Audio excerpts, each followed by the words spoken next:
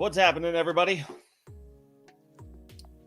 Welcome to another episode of Facemask Fantasy, the first waiver wire show of the 2025 season. So naturally, we will talk about potential top ads for your team as we head into week 2. Priority ads, shallow leagues, deeper leagues, depending on who's available to you. And of course, always your roster makeup is helpful to know when ultimately determining the players that make sense to potentially target on waivers. And then we can talk shop on other potential topics as well. If you've got a trade negotiation that you have going on, if you're looking for general vibes or general conversation on a player, a team, whatever have you, we can get into all of that.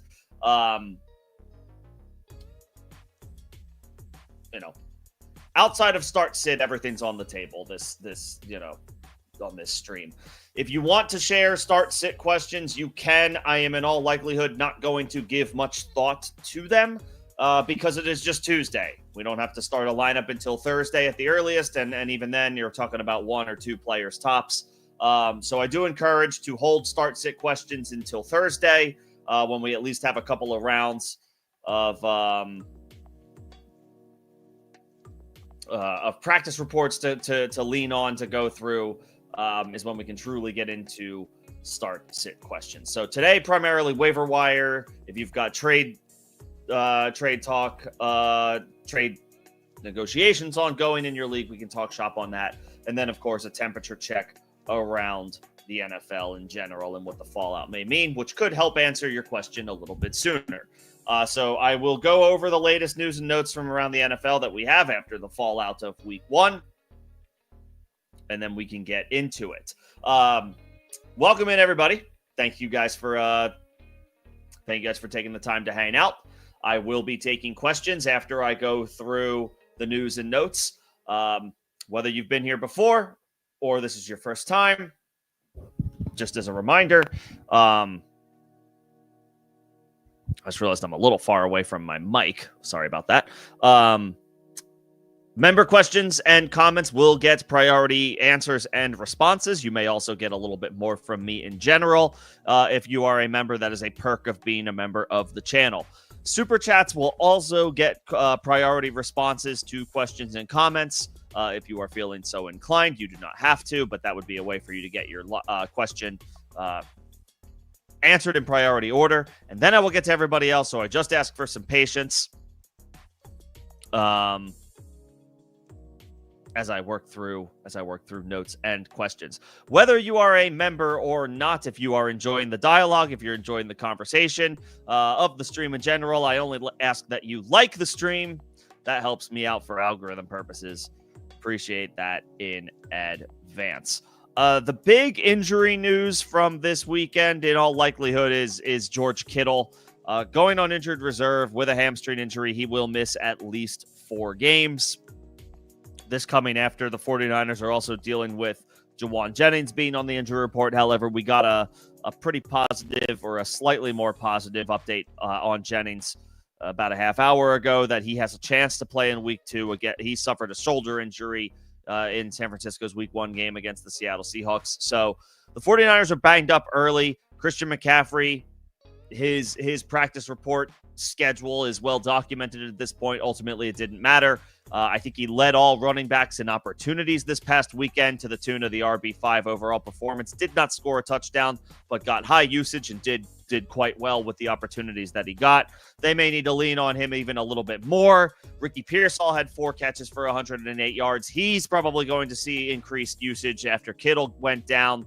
As many targets as he can possibly handle in a great matchup against the New Orleans Saints. And then, of course, we will see about Juwan Jennings. But if you have George Kittle, we're making other plans. Brenton Strange, Harold Fannin, Jonnu Smith, all of these tight ends, or at least a couple of those names are likely available on your waiver wire as tight end options to pick up in the absence of George Kittle.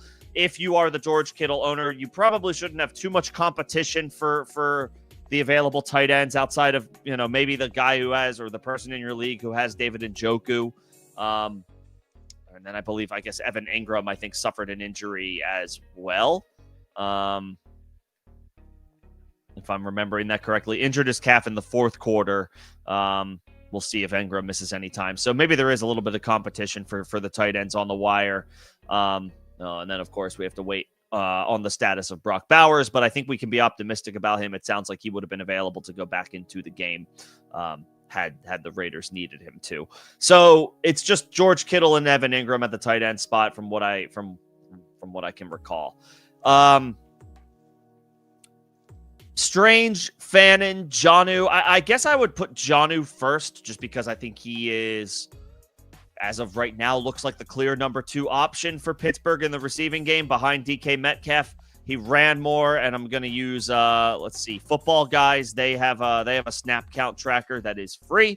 It is a great resource to keep an eye on, who played ahead of who and by how much and how frequently over any given week. Jonnu, 2/3 of the snaps, 66% of the snaps to Pat Freiermuth's 50. So he's clearly ahead of him in the pecking order already, even though he was acquired early or mid-off-season, with less time to get ready and prepared for the season in the new offense than Freiermuth did. So a good sign for Jonnu's short and long-term prospects to be a regular contributor for the Steelers offense. That might be my number 1 target on the waiver wire at tight end just because of the expected usage and role. Jonnu Smith would probably be first for me. I want to say Brenton Strange would be second just because he is the starter for Jacksonville. I think he ran a route or he was on the field for 80%, I believe, of the Jaguars' offensive snaps. I am double checking this right now. 79% of the snaps went to Brenton Strange. So he is the clear-cut top option at tight end for the Jacksonville Jaguars, which would lead me to slightly rank him ahead of Fannin, who had the best performance of the day between all of these options. Well, Jonnu scored, so Fannin, I guess, had the second best performance. But I would still rank Strange slightly ahead of Fannin just because those targets could swing back to David Njoku any given week. However, Fannin is looking like he may be a thorn in Njoku's side.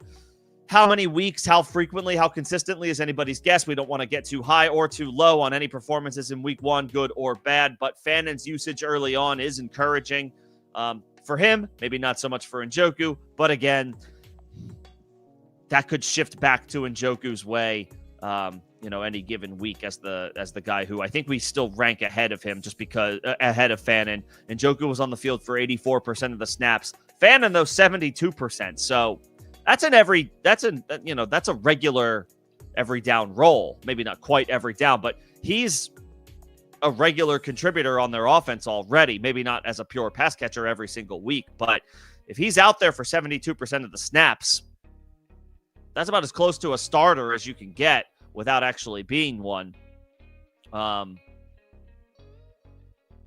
We definitely want to keep an eye on Fannin. I guess I would say Jonnu is first. Clear cut, I think, number 2 option in the pecking order for Pittsburgh.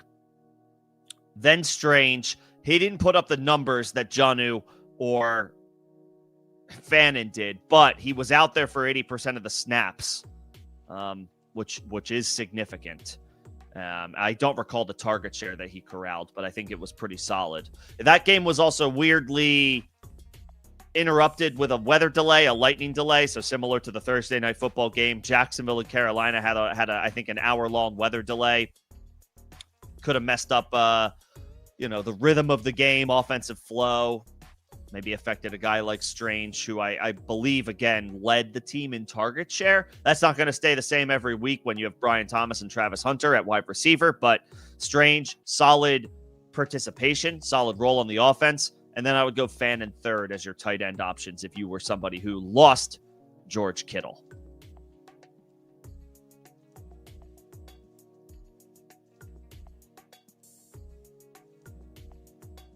So we'll be making other plans for at least the next 4 weeks for the guy who was drafted probably as the tight end 3 overall in most leagues. Let's see. Other injury updates from this week. Drake London has a shoulder injury. Day to day right now. We'll see how much potential time he misses, if any at all.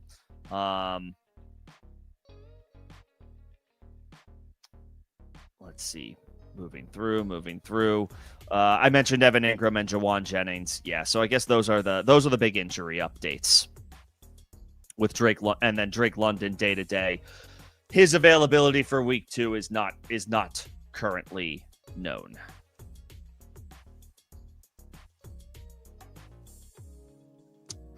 Okay, waiver wire options, just in general. So I already went over tight end. I would probably put Jonnu Smith first, Brenton Strange second. Strange might have been drafted. He was a trendy sleeper, dart throw at the end of drafts at the tight end position. He probably didn't get started by a lot of teams in 10 and 12 team redraft leagues, but maybe here and there. He may already be rostered, so he may not be available. If he is, he would be number 2 for me behind Jonnu Smith, and then I would put Fannin third. Fannin had an excellent performance. I think he had seven catches on 9 targets, right? 7 for 63. I mean, that's excellent usage, especially as a third-round rookie at the tight end spot. So, super encouraging performance. I don't know that we can automatically assume that Fannin will get 9 targets every single week with David Njoku in the picture. So because that situation isn't clear, I will put Fannin behind Jonnu and behind Brenton Strange as tight end options. At quarterback, the obvious one is Daniel Jones, right? 3 total touchdowns in a win against Miami. He was a QB1 on the week, I believe. 272 passing yards, 26 rushing yards with 2 rushing scores and a passing touchdown. Yeah, I mean,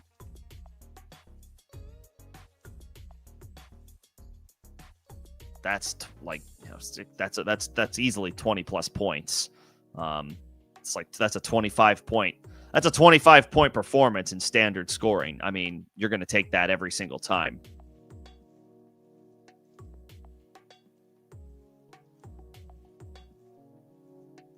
Actually, it's closer to like 26, 27 points. Yeah, Jones was probably, the QB 6 or 7 on the week. So, if you have Brock Purdy, who suffered an injury, he should be fine. I the last I saw for week 2, but, he might be operating less than 100%. Baker Mayfield didn't have a great, he had the 3 touchdowns, but, I think that came on some pretty good efficiency. He didn't have the best overall performance.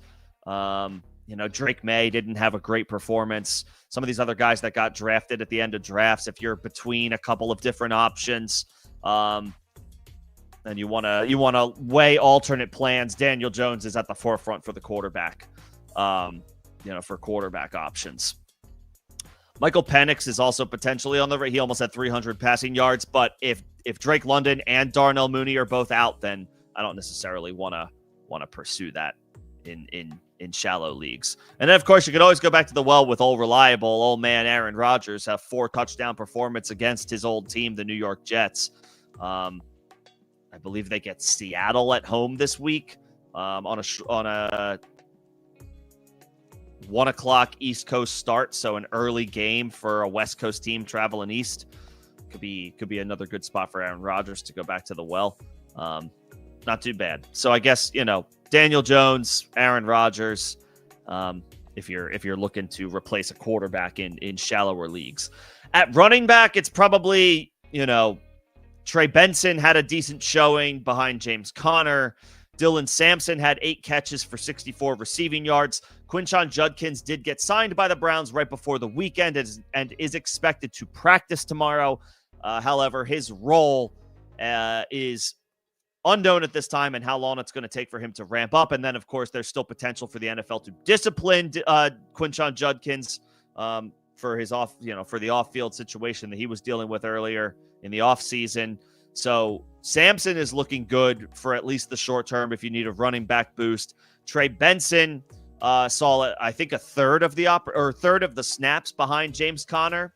So, instead of like an 80% snap share for James Conner, it was more in the 65% range, with Benson seeing a little bit more opportunities. So Benson on the radar, absolutely a priority add if you have James Conner And to be honest, he might have some standalone value regardless, with Connor being a little bit older and Benson now having a year of experience under his belt. He might be the guy that gives them a little bit of juice, a little bit of burst. Those would be the running backs that I would primarily be looking at, would be Benson and Sampson.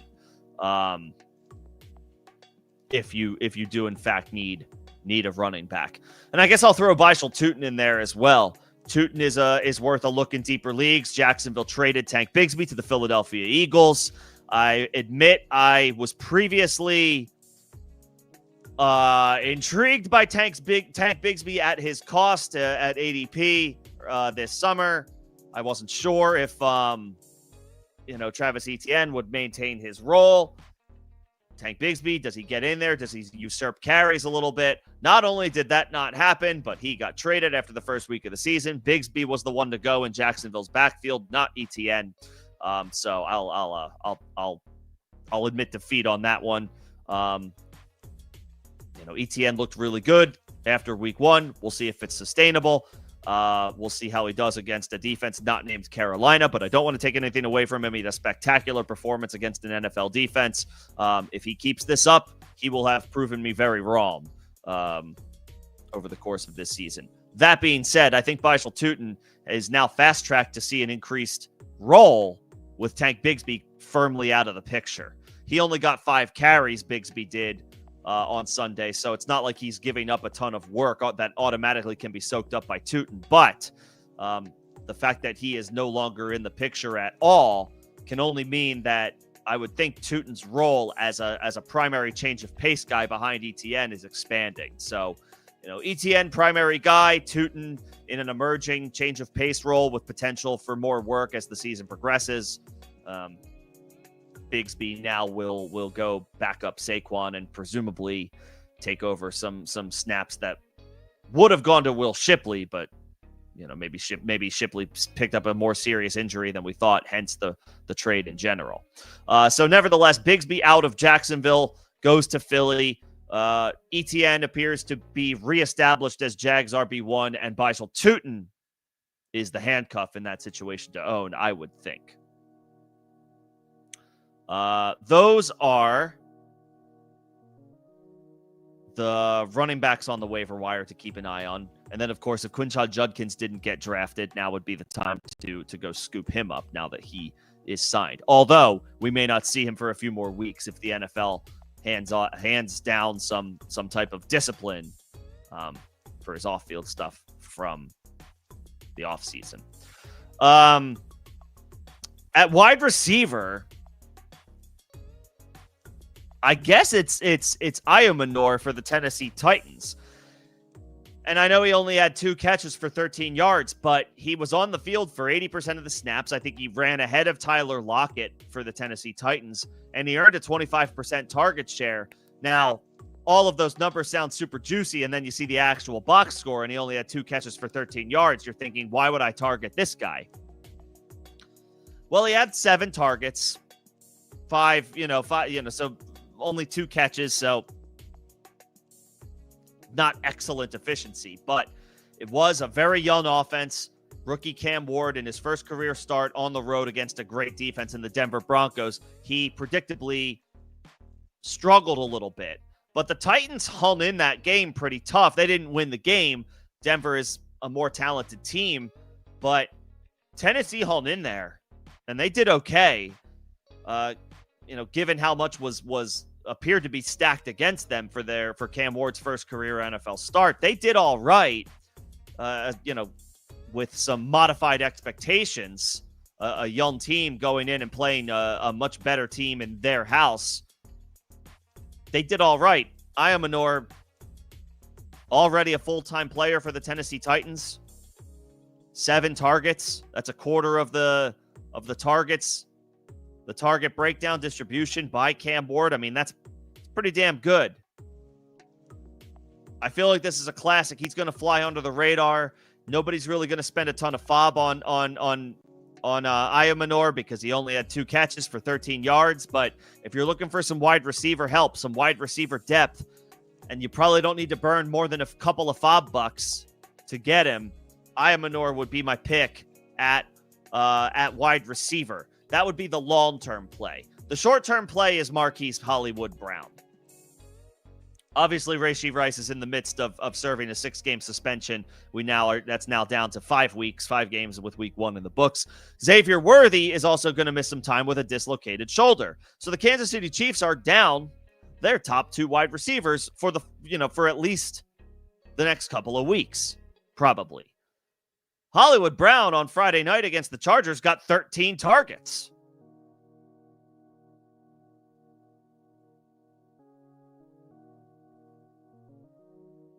What did I say? 13, 16? I think Hollywood got 16 targets. Now, he's not going to get that many targets every game. I can't imagine. But on the flip side, his competition right now is a 36-year-old Travis Kelce who couldn't take advantage of a potential increased target share. He's 35. He'll turn 36 in about a month, Travis Kelce will. Kelce got 4 targets, and he came through for fantasy in the form of a touchdown, and we make no apologies for players contributing for fantasy purposes. But he only got 4 targets without Rashee Rice. Maybe that changes going into each week without Xavier Worthy now, but you had to imagine Kelce had to be a focal point of the game plan already without Rashee Rice, and only getting 4 targets. It's not a whole heck of a lot to write home about. Again, he got the touchdown. So nobody makes any apologies for starting Travis Kelce. But without that touchdown, he is a replaceable tight end 2 that you wish you didn't have in your starting lineup. So we need to see more targets from Travis Kelce to feel better about him moving forward. And then Rashee Rice, Xavier Worthy, not going to play week 2. Rice for at least the next 5 weeks, probably just the next 5 weeks. And then Worthy, who knows what his absence is looking like. And then we're down to Hollywood Brown and Tyquan Thornton at wide receiver. Do I think Hollywood gets 16 targets again? I don't know about that. But 8 to 10, that feels like a safe bet for at least the next couple of weeks. If you need a wide receiver for the short term, Hollywood Brown. If you need a wide receiver for the long term, Alec Ayamanor of the Tennessee Titans.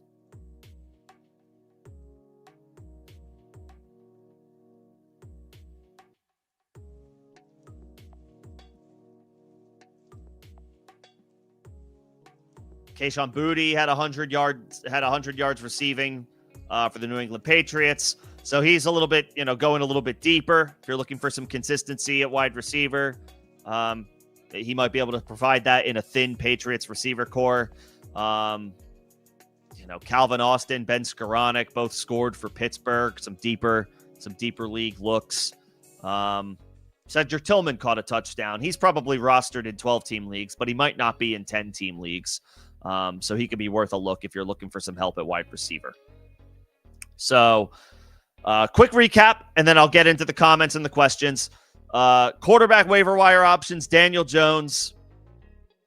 That's probably pretty much it. I wouldn't chase Michael Penix in shallow leagues, especially if Drake London can't play week 2.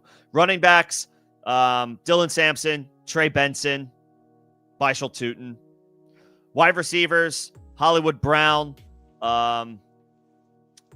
Ayamanor for the Titans,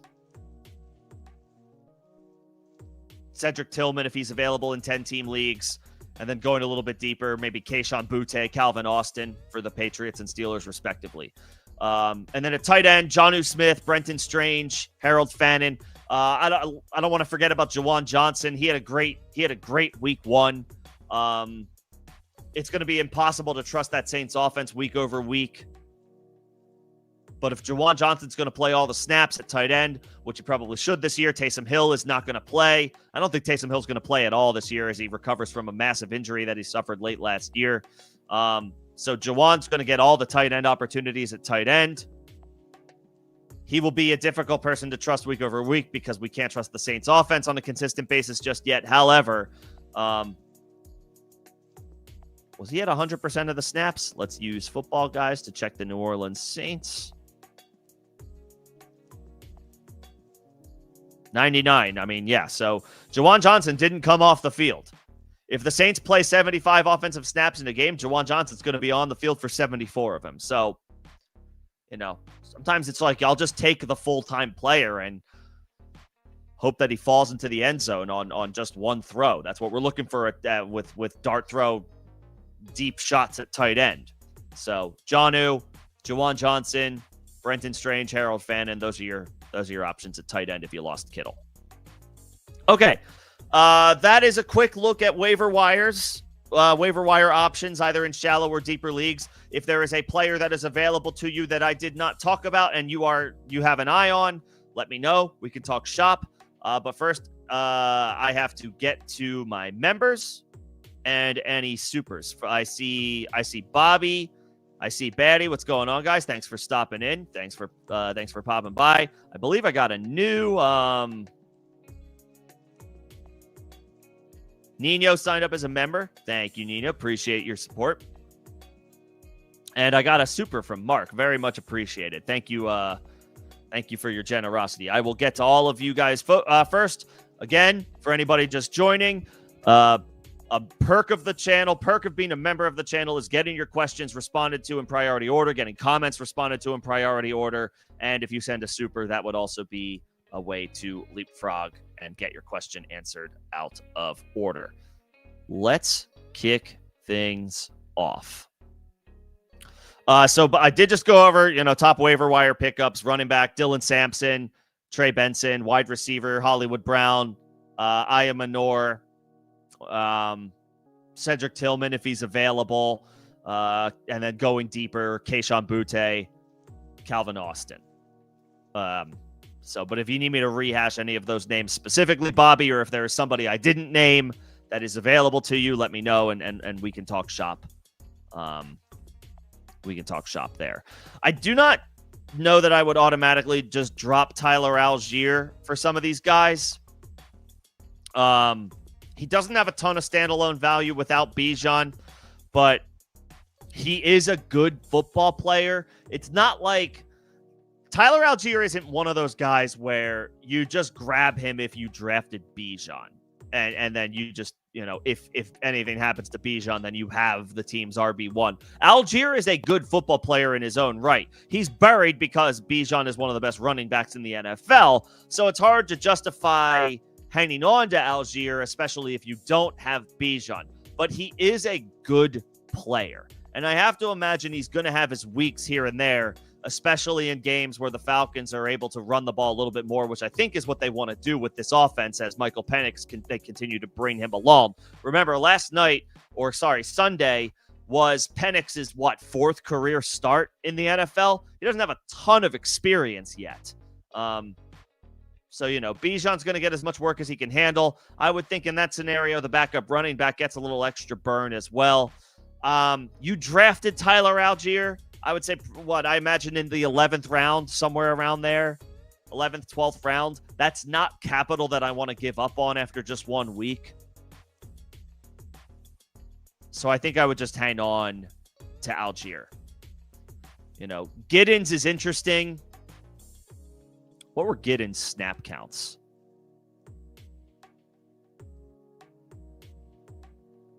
He was on the field for 25% of the time. So that's pretty good. It's not enough for me to declare that he's forced a committee with Jonathan Taylor. 25% of the snaps for a rookie is a great sign. A backup depth running back, it's a great sign. But I'm not there yet dropping him for Algier or dropping Algier for him. Gainwell, let's see how long he runs ahead of Caleb Johnson.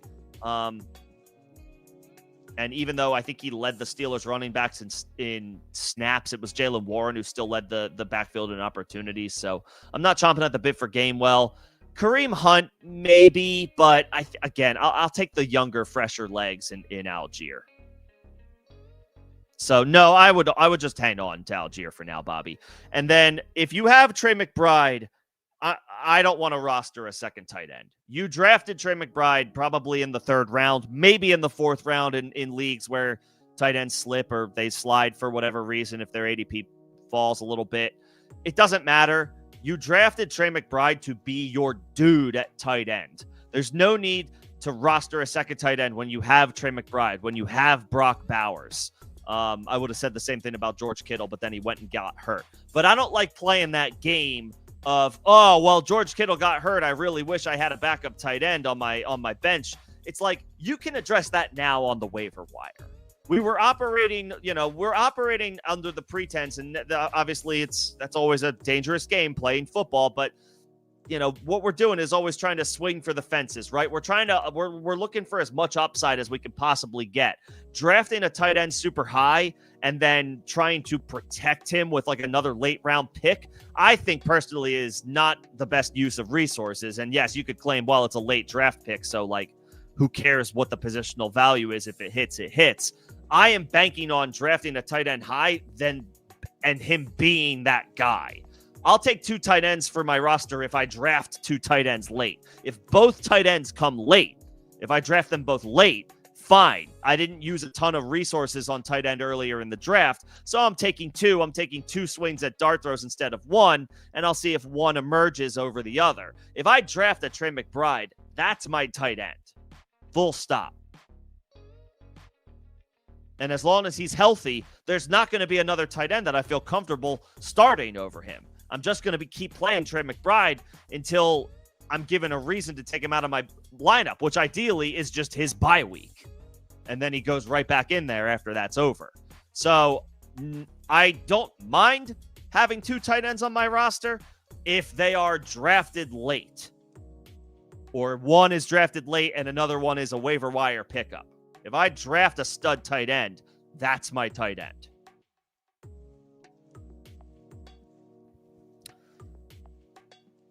All right, let's keep it moving. And Nino, you joined as a member during the stream.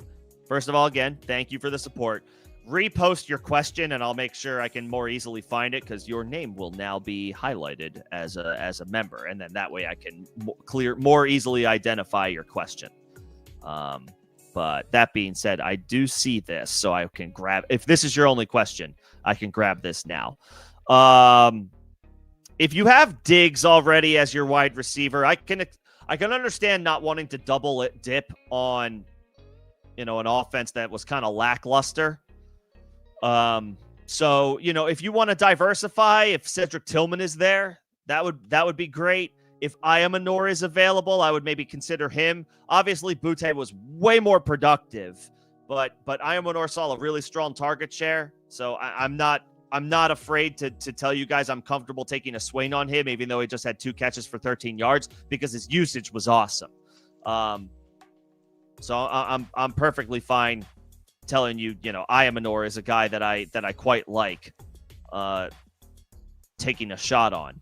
If you don't want to double dip with Diggs and Butte, you could take Hollywood Brown. Again, lots of targets for Kansas City. He's probably going to have some short-term appeal as long as Xavier Worthy misses time, and he's probably missing at least week 2 with a dislocated shoulder. I'm not sure, admittedly, what the recovery timeline is for something like that, but we are probably looking at multiple weeks for Xavier Worthy. So Hollywood Brown is stepping into a primary pivotal role for Patrick Mahomes. So if you want to, I can understand not being into Butte if you already have Diggs. You want to you don't want to double dip. You want to diversify.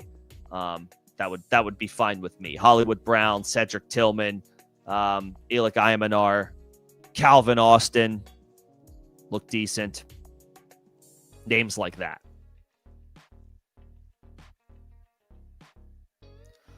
Okay, Batty. If your current tight end is Colston Loveland, then I think you can go. I don't know if I would go 25 to 30% on Fannin. I would go 10 to 15, and I know that sounds low, and if you're uncomfortable with that number being that low, especially consider, like, Loveland looks like he's in a timeshare with Cole Kmet, and, who knows how long it's going to take for him to emerge ahead of Kmet and then emerge in general to become a primary contributor to the offense. Whereas Fannin looked the part already after 1 week. I get you feeling like you need to correct that. I would maybe say go like 10 to 15%, not 25 to 30%, because David Njoku is still there as well for Fannin, and we could easily see, a flipped script for these two rookies as soon as next week, with Loveland getting more opportunities and Fannin taking a backseat to Njoku. I don't know that that's guaranteed, but it's certainly possible. If you want to add Fannin, totally fine. I think 10 to 15% is where I would go. Let somebody else take that risk if they really want to splurge 25% on Fannin while a healthy David Njoku is in there. And don't forget, we don't know for sure that Joe Flacco is going to be the quarterback for the Browns all season long. So how stable is Fannin's situation week over week? I'm fine with 10 to 15%. 25 to 30% would be an overpay, an overspend on Fannin for me, especially when you could probably save a little bit of that money and just, throw a couple bucks at Jonnu if he's available. If you miss on Fannin, you could take a shot on probably not Brenton Strange, Juwan Johnson. You could throw a couple bucks at him. He is the unquestioned starter at tight end for New Orleans. Fannin had a great day, and I hope that we can all remain excited for him. But David Njoku is still in the picture. Those targets and the receptions could easily swing in Njoku's direction any given week. And then we could say the same thing about Kmet and Loveland for the Bears.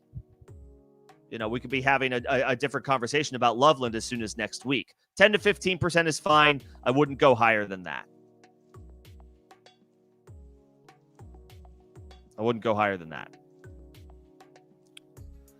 All right. That's Batty. I think I got...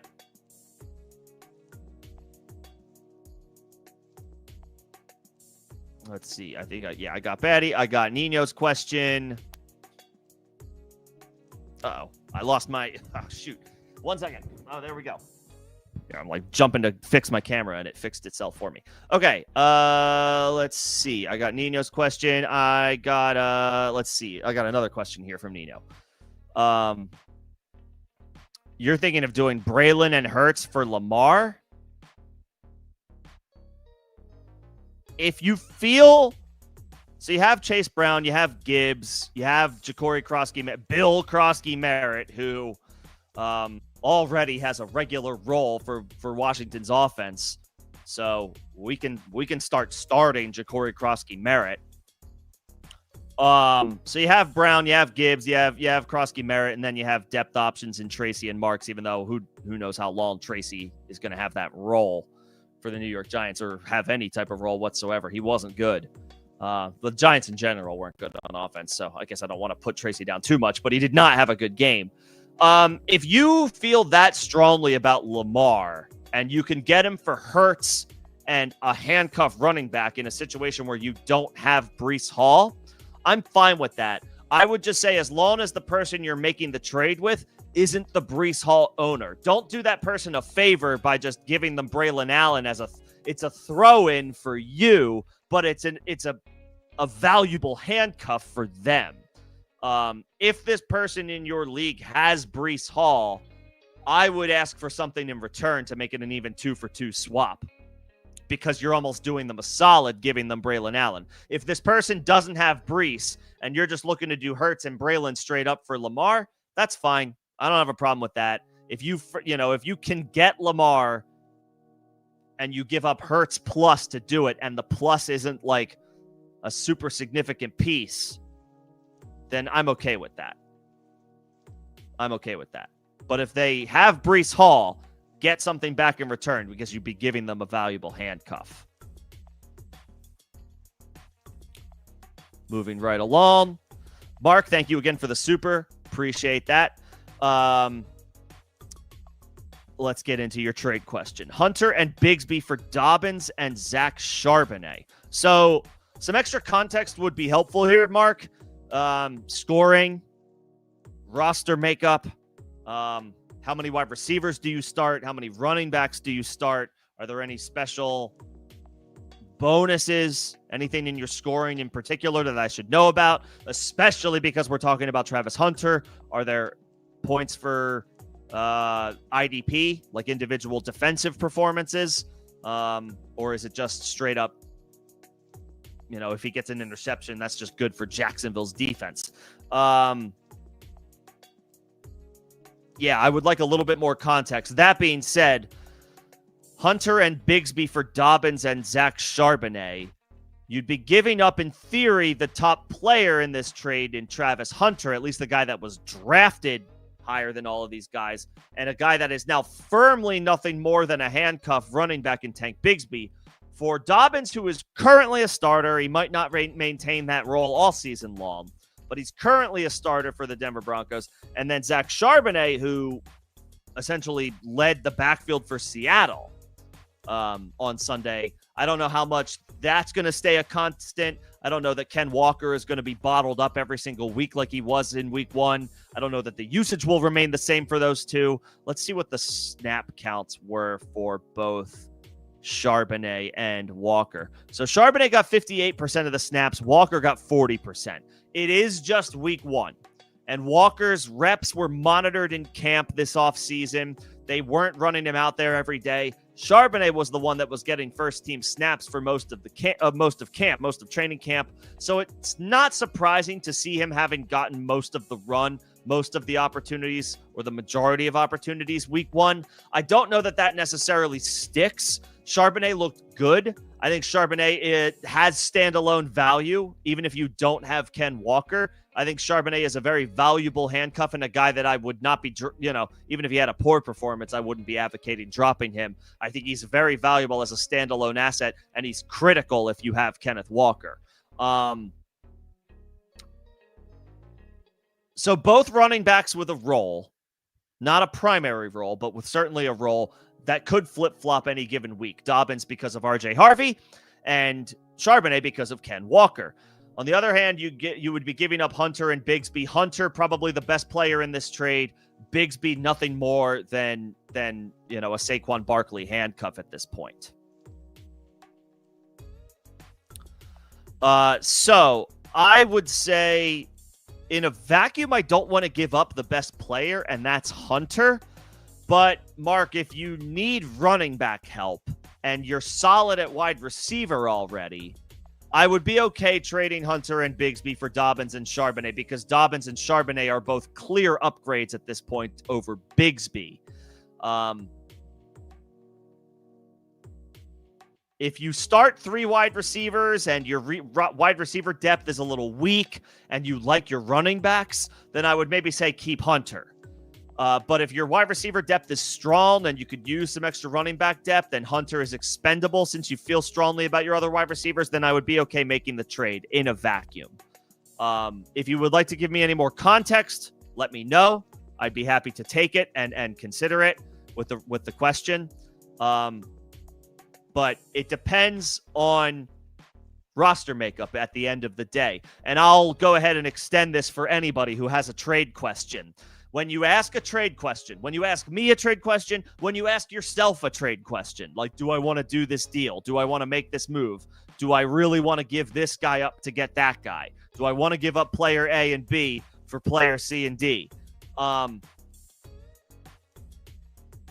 first question I'm going to ask outside of, scoring and roster makeup about all that stuff is, does the trade make my team better? It doesn't matter what the perception is of the rest of the league or what my thoughts are of it. If you give up a player and you get back pieces in return and you feel in your gut, this trade makes my team better. Maybe I gave up a starter to get strong depth at a position that I'm weaker at, then my team got better in my eyes. So that's what it all comes down to. That's what it all comes down to.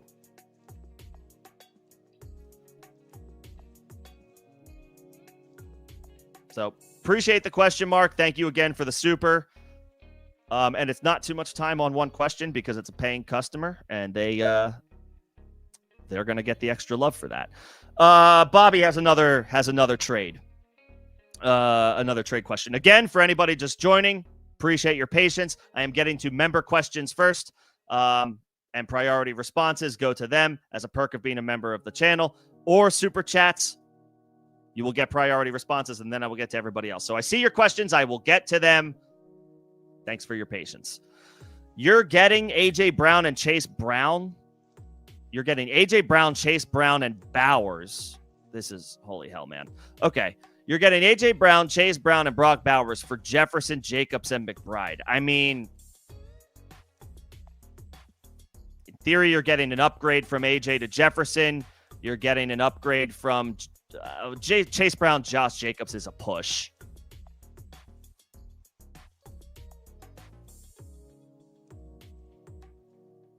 Bowers, in theory, is an upgrade over McBride, but not significantly, and now he's got a knee injury that should hopefully be minor, but we don't know for sure.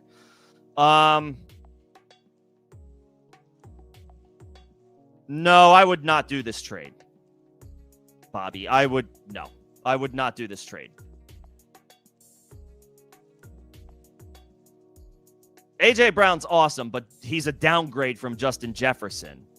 Jacobs and Chase Brown is a push. And at this point now with Bowers' knee injury, we think it's minor. We hope it's minor. But him and McBride are like closer, right? They're closer than if Bowers was fully healthy. So no. Keep your players. Keep your players. The biggest difference here is the downgrade from Jefferson to A.J. Brown for me. The others are kind of a push. Jefferson to A.J. Brown is a downgrade. So no, keep your pieces. Keep your pieces.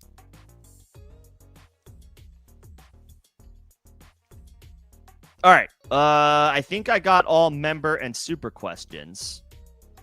Nino joined as a member midstream, so appreciate the support. I don't see anything.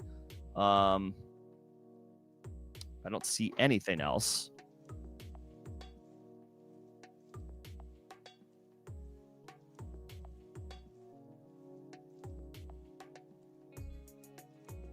Yep. All right, we're good. Back up to the top. Submitted a trade of Achane and Keenan Allen for Genty. No. That's a lot. And I get being worried about Achane because the Dolphins look like they might be like one of the train wrecks of the 2025 season. But you're trading a guy with RB1, late round 1, early round 2, the 1-2 turn draft capital for a guy who was only drafted a short bit of time after that. If Genty's ADP was the 1-2 turn, Achane's was only a few spots later. Plus Keenan Allen, who looks like he's going to have fantasy relevance throughout the course of the season. I don't know that he's going to be more than a wide receiver 3 most weeks, but that's better than waiver wire fodder. No, I wouldn't do that. I wouldn't do that trade. I would not do that trade. That's a little too much for Genty.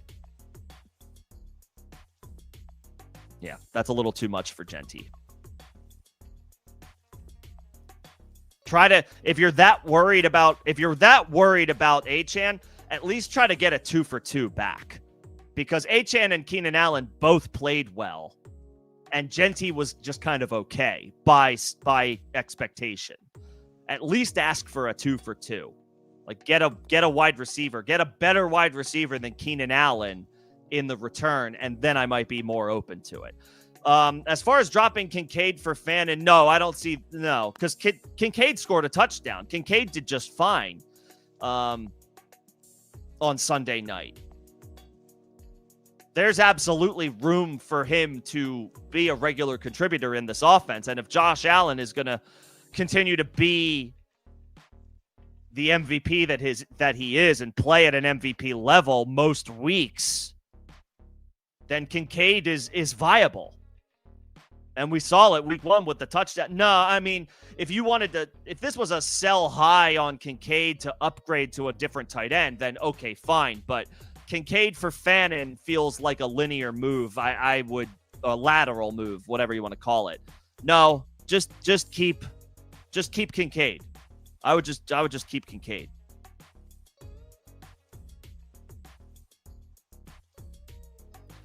And then defensive plays for week 2. I mean, who do the Ravens have? The Browns. You could try them. This is you could try the Ravens. The Cowboys get the Giants on the road. No, they're at home. The Cowboys are at home. I guess maybe the Cowboys would be my call. They don't have as good personnel, the Cowboys do, but they did have a pretty good showing in Philly week 1. And they're going to play a significantly worse offense. I guess the Cowboys would be my pick as a defense to pick up, just because the Giants are that bad. Obviously it's a pickup question, but it teeters on the start-sit question, so opinions can change with practice reports. If a key player on defense is missing practice, that may change my tune. But I guess for now, we'll say the Cowboys just because of their opponent, because they're playing the Giants. Okay. How much FOB do we spend on Keenan Allen? So again, like 10 to 15%. I don't want to go crazy and drop a quarter to 30% of my FOB on any one player after week 1. Unless it's like a mammoth performance when it's clear that opportunity is going nowhere. And while I don't think Keenan Allen's opportunity is going anywhere, I do think some of those touchdowns, some of those scores will shift, and it'll be a little random each week.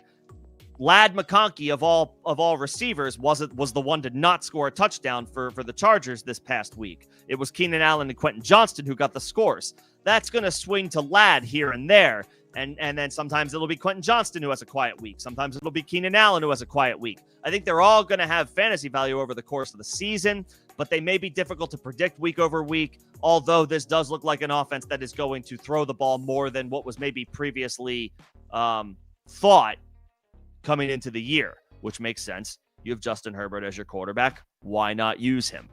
I would say 10 to 15% on Keenan Allen.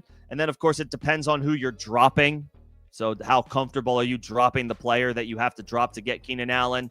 So, yeah, so 10 to 15 bucks. If you want to go on the higher end because you feel like you need a wide receiver, you could go 15. I don't know that I would go more than that, though. Because you can make the same argument for Quentin Johnston. You know? So maybe 10 to 15% of FOB on Keenan Allen. And as far as London, we don't have any updates yet. You never want to like assume the worst, but obviously in this scenario, plan to make other plans. Have a backup plan ready to go if you have Drake London, just because we're not going to know his availability, especially if he doesn't practice tomorrow. That doesn't necessarily tell us anything, but it's going to be that wake-up call, like I need to be prepared to potentially be without a guy that I drafted in the second round, maybe first round, depending on the scoring, this week. So, Cedric Tillman, Hollywood Brown, whoever you may need to potentially, use to replace London.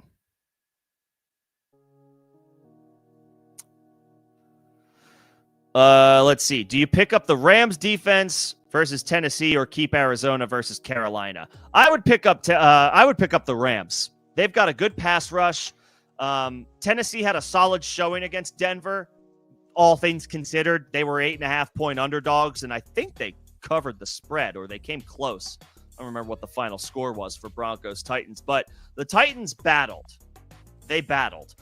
It is still, however, a rookie quarterback taking his first steps in the NFL with an inexperienced offense overall. Arizona was the prime target as a defense to pick up and play against the New Orleans Saints, and I feel like they kind of under-delivered a little bit. And Carolina could be another good spot for them. and they didn't look great against Jacksonville. You know, maybe some of that was the lightning delay. Maybe some of it was just, you know, maybe Carolina they're going through growing pains as an offense. They're still very young. But I don't know that Arizona did enough in a spectacular matchup to earn another opportunity in your starting lineup. The Rams, I would say they did earn that opportunity.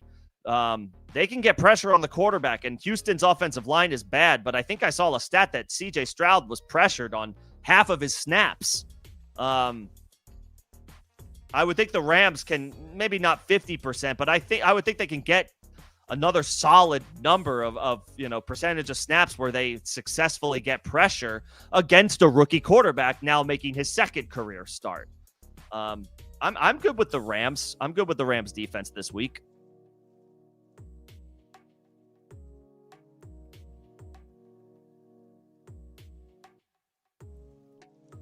Yeah, I'm fine with the Rams defense this week. All right, I see more questions popping in, but I have to get to another super. Thank you, Don. Appreciate the generosity. Again, if you're just joining, if you're coming in for the first time, welcome. If you've been around the block, you already know the deal. But just as a reminder, as a perk of being a member of the channel, members will get priority responses to questions and comments, and supers get the same treatment if you are feeling so inclined. So this is a start-sit question, Don. I do encourage you to come back later in the week if you can, when practice reports are out and we have a little bit more information about injury statuses and all of that. But with the super, which I do appreciate, I will, give early thoughts. I don't think you can take A.J. Brown out of your lineup after a bad week one. I think you have to go back to the well with him. I think you have to go back to the well with Brian Thomas. At least he ran for a touchdown to kind of salvage, a poor showing through the air. That's maybe more Trevor Lawrence than it is anything else. But against the Cincinnati Bengals in week 2, I think we got to rock with that. We have to continue targeting. The Bengals still have to be considered a defense that we are targeting for opposing players. Yes, they had a good showing against Cleveland. The Bengals defense was solid against the Browns. Let's see if they can keep it going against Jacksonville. They need to earn it. That's how they were so horrifically bad last year. It's going to take weeks for the Bengals to earn any type of reputation that their defense is anything other than a joke. So I'm going back to the well and targeting them and starting all of my Jacksonville Jaguars against them. So give me A.J. Brown. Give me Brian Thomas. Give me T. Higgins on the other side of that matchup. I'll bank on Joe Burrow being better in week 2 than he was in week 1. Because we know what Joe Burrow can do. We know what this Bengals offense can do. So I think you have to start those 3 receivers. And then as your flex, probably not Terry on a short week against Green Bay.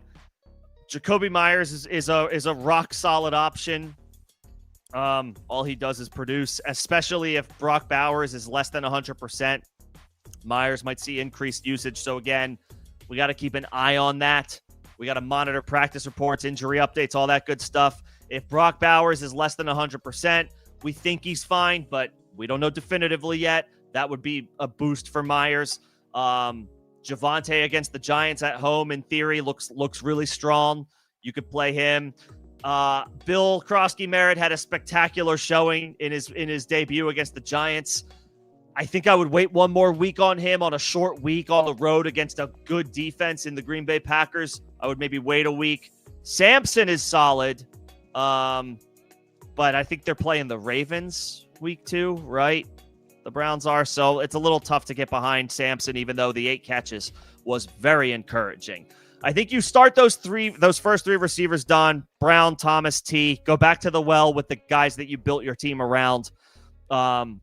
And then it would be between Jacoby Myers and Javonte Williams. I would say Javonte is maybe the upside play, and Jacoby Myers is more the floor play, the safe play, depending on what you think you need.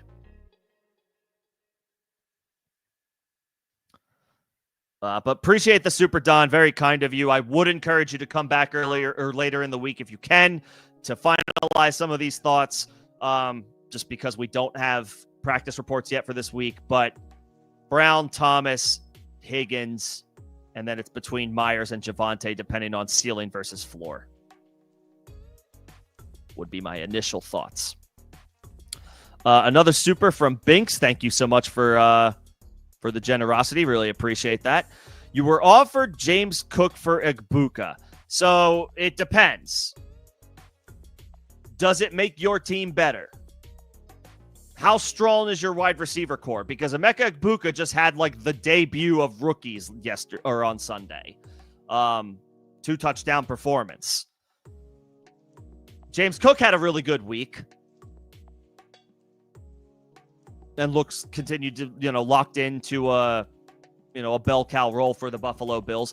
But how strong are your running backs? Are your running backs good? Then maybe you don't need James Cook. Are your wide receivers good? And you can afford to lose Egbuka to boost your running backs. Then maybe you make the move. It depends on the rest of your roster. That's what it comes down to. That's what every trade comes down to. It's what every single trade comes down to. Am I trading a position of strength to address a position of weakness? If the answer is yes, then in a vacuum, I'm probably okay with it. If it's a lateral move or I'm trading a position of weakness for a position of strength, then I'm not necessarily wanting to do that. If I'm weak at wide receiver, I don't want to give up Egbuka. If I'm weak at running back and strong at receiver, then maybe I want to do this. It depends on your roster makeup and if you genuinely believe it gives your team better balance and options to make it through the duration of the season. Yeah. So I appreciate the Super Banks. Thank you so much. My answer to your question is another question. Does the balance and makeup of your team get better with this trade? That's all it comes down to.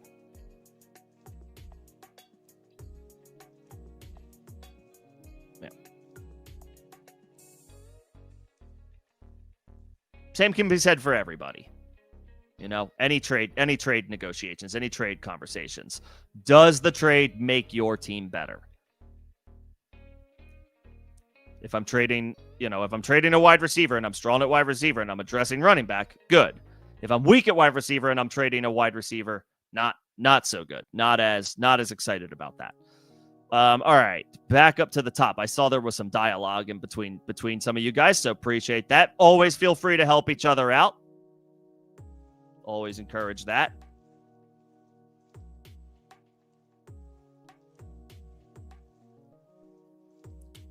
Let's see, where are we at?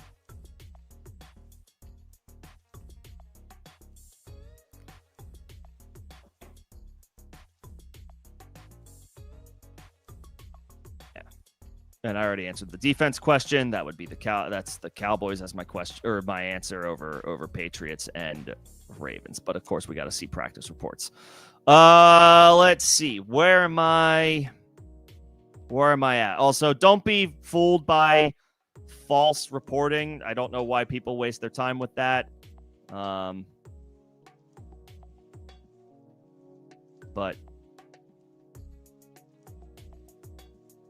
don't be falling for silly. I don't like when people jump in here and just like give blatantly false information. There's literally no point.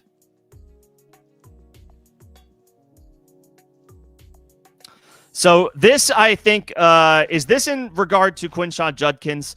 I mean, I'm not a lawyer. I'm not going to pretend to be one.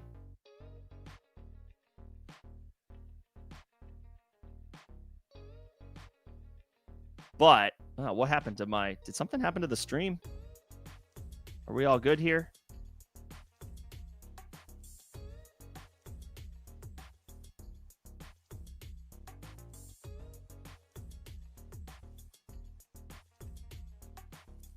I just saw like big number jump. Hang on a second. Okay. I don't know what happened there. Like a huge number of folks just like drop. Maybe I lost everybody all at once. Hopefully, I'm not boring everybody all at the same time. This question or comment I think is about Quinshot Judkins. I'm going to assume. I am not a lawyer. I don't pretend to be a lawyer. All I know is the NFL has a history of disciplining players, especially in the case of a domestic violence dispute, even when charges get dropped. They've done this before.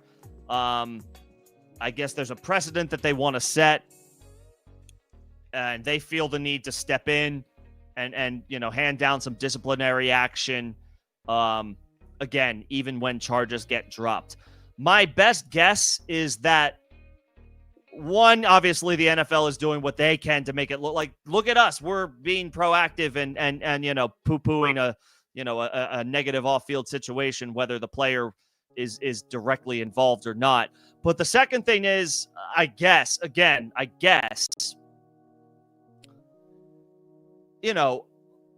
when an off-field situation takes place, for better or worse, that impacts the team of the player that was drafted to them, and now they get penalized for something that, you could play the whole due diligence thing, and did they do their homework, and did they properly vet a situation? That's all well and good. These scenarios are unpredictable. We never know what's going to happen with who.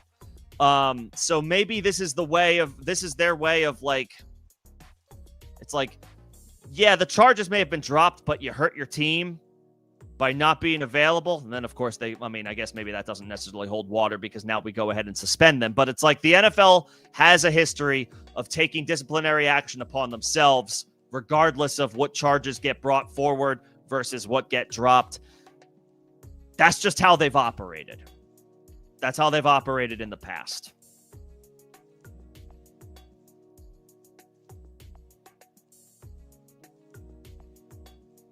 So I would still expect, and I don't know that Judkins will get suspended.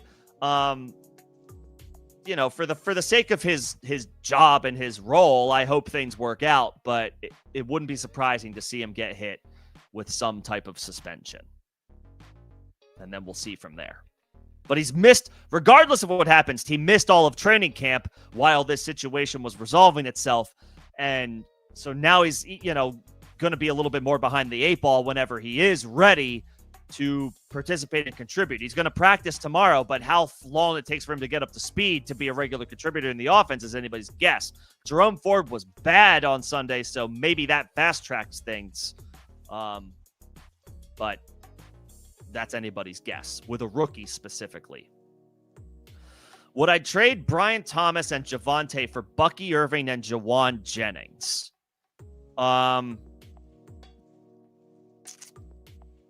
That feels like a lot to give up for Bucky.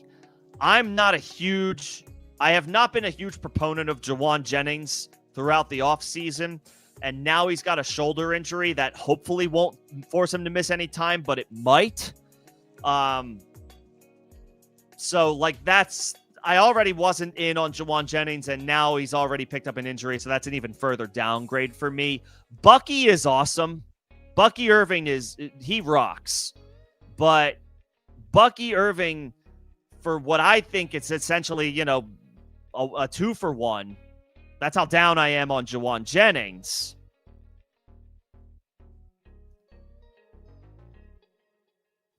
That's a lot to give up for Bucky Irving. I don't know that I want to give up on Brian Thomas so soon. And I don't know that Javonte Williams, what he did is sustainable week over week. Bucky Irving is a lot better than Javonte Williams. But when you add Brian Thomas to the trade, it feels like the scales are tipped against you. I don't think I would make this move.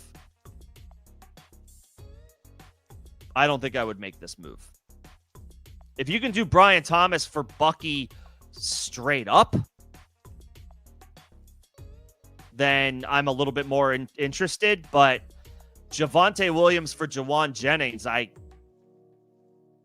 don't know that I would have said this a couple of weeks ago, but I'm not in on Jawan Jennings. I guess I wasn't in on Javonte previously, but I feel better about Javonte now than I do about Jawan. So No, I would not make that. I would not make that trade. I would personally not make that trade.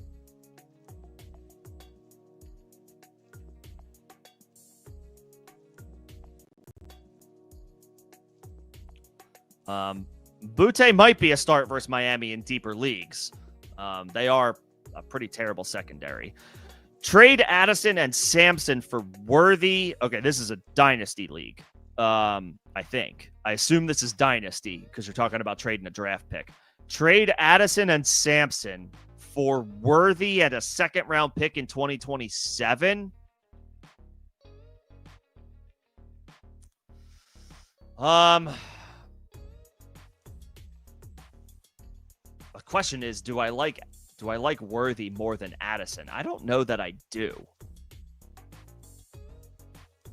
I guess I like the second-round pick a little bit more than Sampson, considering Quinshon Judkins is gonna, be a factor moving forward, or at least eventually. And when it comes to dynasty, it's whole picture, right? We gotta look at whole picture. Or long-term picture. I don't know that I like Worthy more than Addison. And if you trade Sampson, I don't know where you are as far as you're competing in this league, but Sampson helps you win this year, and the second-round pick doesn't.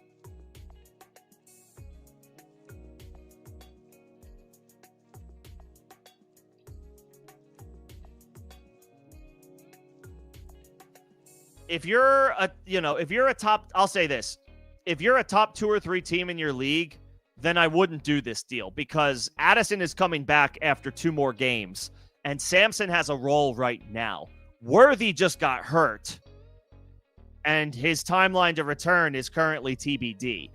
If you're not a good team, if you're rebuilding and you're looking to the future and you're not worried about points right now because Worthy might not give you any for a month, like even after Addison's return, and you're looking to add draft capital, a second-round pick would do that, then sure, fine. But if you're competing this year, then I don't think I would do this trade. I don't think I would do this trade.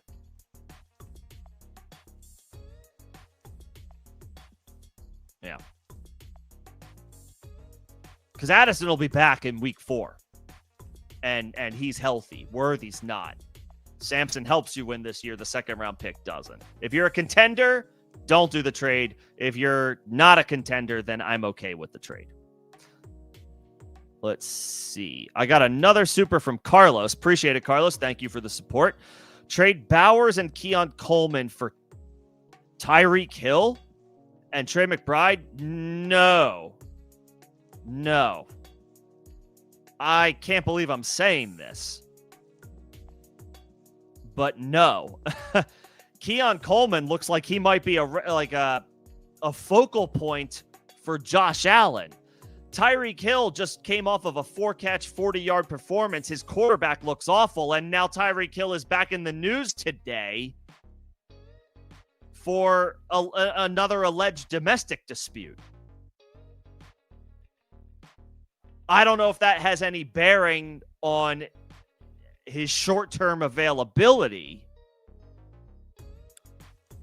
but it's another feather in the ticking time bomb that feels like Tyreek Hill is right now. Another off-field incident that he's dealing with. He's 31 years old. Tua looked horrendous against the Indianapolis Colts. Tyreek himself didn't do anything. And Keon Coleman had a spectacular night against a good defense. And he's going to be catching the ball from a much better quarterback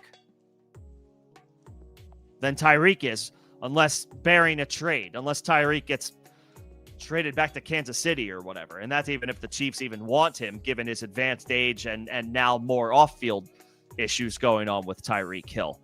I can't believe I'm saying this because on paper, Keon Coleman is a big downgrade from Tyreek Hill on paper. Now I'm not so sure how true that is in 2025. Bowers and McBride, okay, push, fine, whatever. I think I might still slightly prefer Bowers even with the knee sprain that he or what or was it a sprained knee that he picked up in week 1. It sounds like he's okay. Bowers and McBride, as of right now, as of today, are a push. On paper, Tyreek Hill looks like a big upgrade over Keon Coleman. But if you look at the details, the nitty-gritty, I don't know that that's real anymore. I'll trust a dude in the Bills offense over a dude in the Dolphins offense right now. And I know blanket statement, that sounds crazy, but Tyreek had a down year last year. The Dolphins were one of the teams, like, it feels like Mike McDaniel, if he's not on the hot seat, he should be really soon. And I can't imagine why he wouldn't be after how horrendous they looked, the Dolphins did, week 1 against the Colts, who are not world beaters, by the way. That feels like a ticking time bomb. Like, how long until McDaniel, singular, gets fired? How long until Tyreek requests a trade? I don't think I would do this deal, Carlos. I think I would keep what I have and let Tyreek Hill be somebody else's problem. If Tyreek balls out, good for Tyreek. Advanced age at this point with another off-field incident rearing its ugly head, I'll steer clear. But appreciate the super. Thank you so much. I have my spot in line. Thank you all for your patience as I work through these questions. Let's keep getting after it. You're in an 18-team chopped league on Sleeper. And you drafted 0 RB, so Bijan dropped to waivers. So I'm playing guillotine leagues for the first time this year, and they're it's fun. It's really exciting. I went into guillotine leagues thinking to myself, I don't want to get too waiver wire happy early in the season because, I want to bet on myself. I want to bet on my builds getting me through it. Obviously you don't want to look too far in advance, but if I draft a bunch of guys who are available right now, I'm not playing around with guys who are suspended or guys who are injured coming into the season. If I draft a bunch of dudes who are on good teams, or I think they'll be good teams, or at least good offenses, and they have a role right now, week 1, I should be okay for a couple of weeks, and I can maybe look to attack the waiver wire a couple of weeks into the season and save some fob. Because all it takes is one bad performance for you to be like, that guy for somebody else's team, and that guy is available again, and you can get him at an even, lower rate, or you can go all in later in the season when you have the fob available to you. I would maybe go second tier here. Like, who are the other running backs that were available? With the chopped team, maybe go for them. If you feel strongly about the makeup of your rest of your roster, another good running back will become available next week after week 2. And you can corner the market a little bit more on those guys if you have more fob available to you as opposed to using it all in the first couple of weeks, right? So who are the other running backs available to you now with the chopped team? Maybe go for them, spend a little bit less money. I get Bijan is awesome. But who's to say he doesn't become available again in a couple weeks' time anyway? The teams who are going to spend the most fob in guillotine leagues are the teams who are most desperate because they didn't draft well. If they've got suspensions, not if they didn't draft well, but if they drafted dudes who are suspended or they got hurt and they're going to miss time, or they drafted rookies who don't have as clear of a role as we maybe thought coming into the year, those are the desperate teams that are going to be spending all of their fob to get guys that they can start this week. If your depth is solid, I would maybe hold.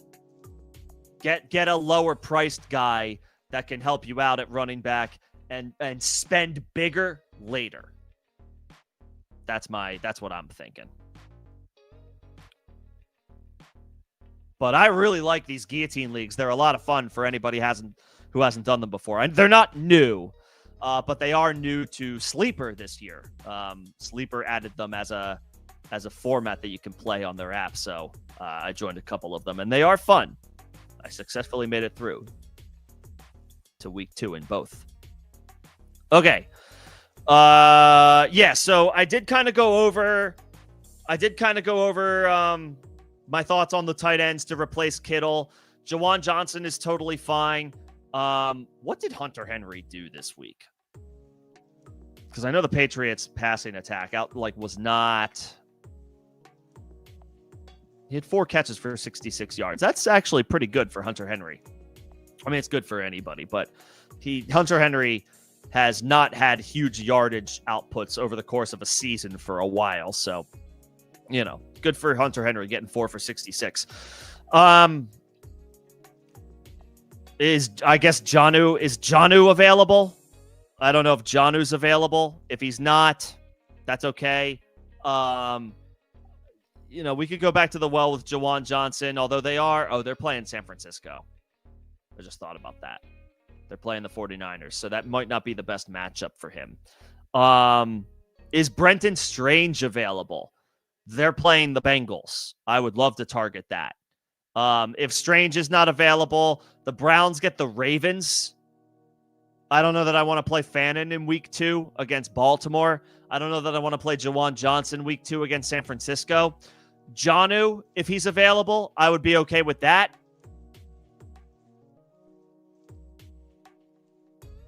I guess I would be okay with Hunter Henry against Miami.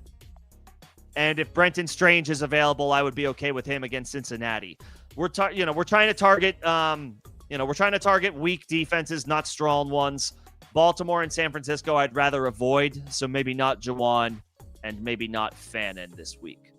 But Hunter Henry against Miami would be okay. You probably don't need to spend more than $1 on him.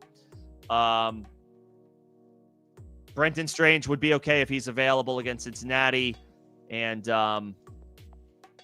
if Jonnu is available, I'm not worried about Seattle. Jonnu could be fine as well. And would I trade Nico? No, because what are you going to get for him? What are you going to what can you theoretically ask for Nico Collins? Because everybody's going to look at what happened to Houston on Sunday and they're going to try to lowball you. If you go out and make an offer, hey, I'll give you Nico Collins for this guy, I can almost guarantee somebody's going to say, well, I don't want to give you that guy because Nico didn't have a good game, so how about this guy? And they're going to try to give you 75 cents on the dollar, and it's not going to feel right because you just drafted Nico in the first round, maybe second round, and he had a bad performance, so you're hoping for a bounce back, and you don't want to settle. I mean, if somebody's willing to give you top dollar, like, oh, I really liked Nico Collins, but, I took CeeDee Lamb instead, and now I want Nico Collins. Like, okay, great. Or Malik Neighbors, okay, great. I can't imagine Puka but if you maybe Amon-Ra. I don't know if I want to do that either. But I feel like somebody's going to try to give you 70 cents on the dollar for Nico Collins right now, and it's like, I'm not giving. I'd rather go down with the ship than sell low and then it bites me later because Nico bounces back from one bad week. I would not be looking to trade Nico because you're probably going to get lowballed in offers. Yeah, you're probably going to get lowballed in offers. I would think anyway. I wouldn't be paying top dollar for Nico Collins right now. I'm open to trying to buy him, but I'd be trying to buy him at a discount because I think he only had 3 catches for 25 yards. Fair or not, I don't want to give you the guy that I drafted in the first round or maybe even second round for Nico Collins after a bad performance. I'm going to try to get, are you interested in my 4th or 5th round pick? Assuming that guy played well for Nico Collins. And rightfully, I would probably be denied. I wouldn't be trying to trade Nico right now because you're probably going to get a low ball offer, and I don't want to take that. I'm willing to bank on better days. Better days coming for Nico Collins.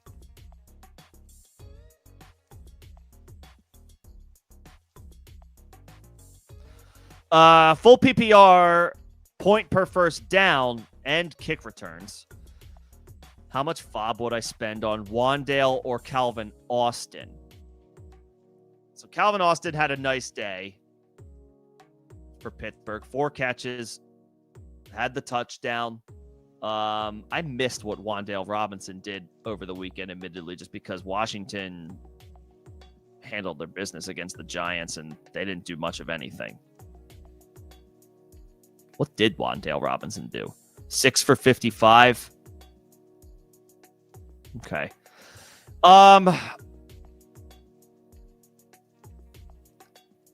10 to 15% of my FOB on these guys.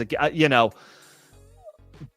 both of them have a good shot of being regular contributors in their offense all season long, but the Giants on paper aren't a great offense.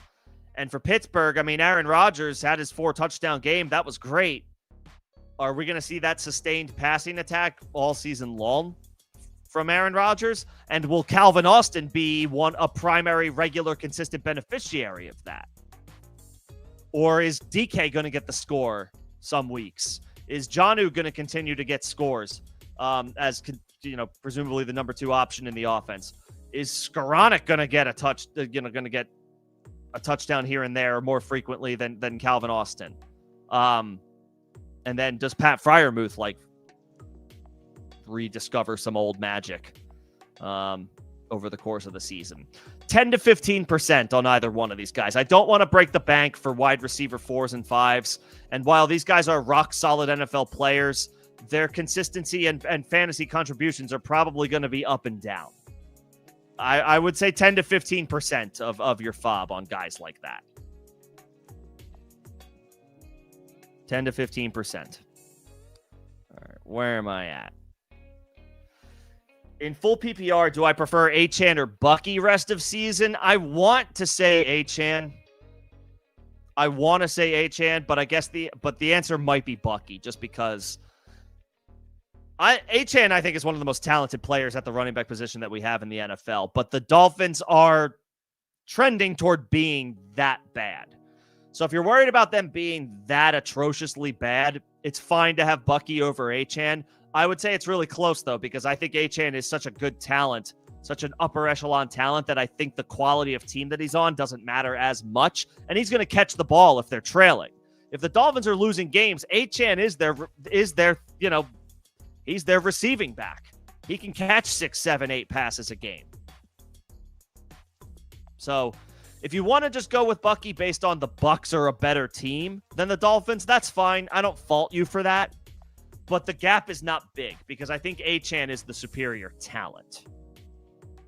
And I say that, you know, Bucky's awesome. Bucky's the man. But Achane is different in his own right. And full PPR actually tips the scales to Achane. I'll give the slightest of nods to Bucky just because, again, the talent level of the Bucs versus the talent level of the Dolphins, but it's razor thin. It's razor thin between these two. All right. Moving right along. I know I take time to answer questions, and I appreciate everybody's patience. I apologize if I got a little snippy earlier. I know some people probably grow impatient with me, and that's understood, but I do take my time to think through answers to questions. Just trying to help everybody out. So thank you guys for your patience.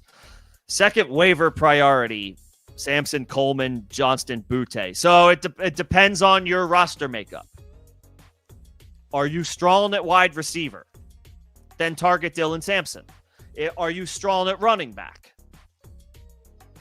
Then target one of the wide receivers. I guess I would go Coleman just because I think he has, well, not I think. He had the highest ADP of all of those wide receivers this offseason. Like all drafts throughout the offseason, Keon Coleman had the highest ADP between him, Quentin Johnston, and Kayshon Butte. So just based on that, I would spend, 15% of my FOB on Keon Coleman. And if you're hurting at wide receiver and Keon Coleman is available, that might be the one guy that I'm willing to go up to like 15 to 20% of your FOB for. Because he might be the Bills wide receiver 1. And Josh Allen still looks like he's that freaking dude.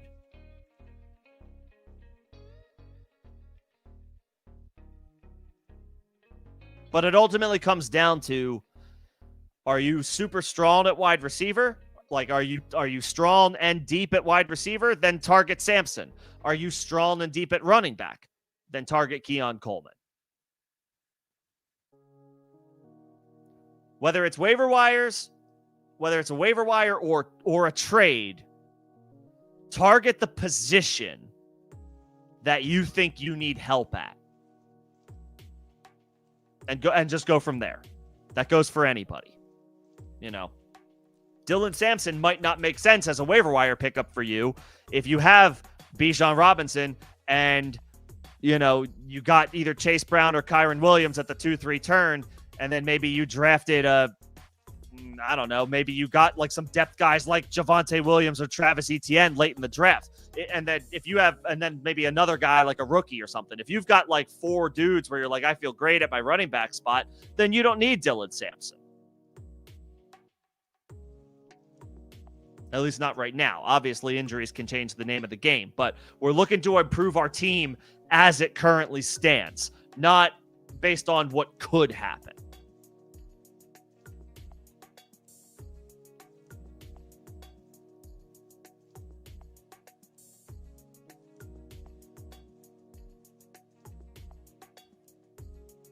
Yeah. Okay. Keeping it moving right along. Are we worried about Brian Thomas? How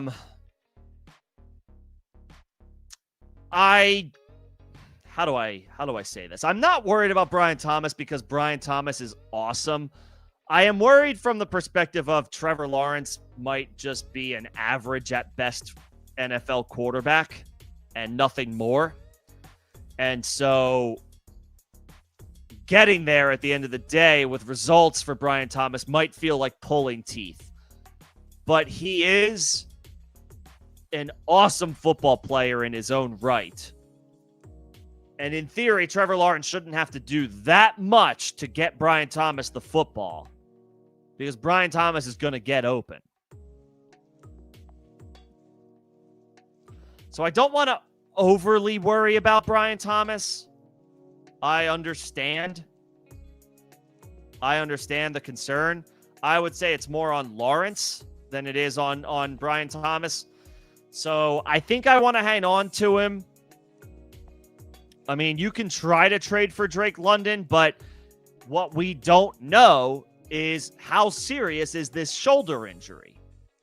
It might be nothing. It might be a multi-week absence. I don't know. We don't know. We don't know how long Drake London is out for, if at all. But a shoulder injury after week 1, he's already hurt. At least Brian Thomas isn't hurt. From what I didn't see any injury designations for Brian Thomas post-game. So he should be fine. While I double check that, I'll just keep saying, I mean, I like Drake London. I was drafting Drake London ahead of Brian Thomas by the time the end of the offseason rolled around. But Brian Thomas has no injury designation, and Drake London does. So now I'm not sure how excited I am about the prospect of giving up Brian Thomas for Drake London.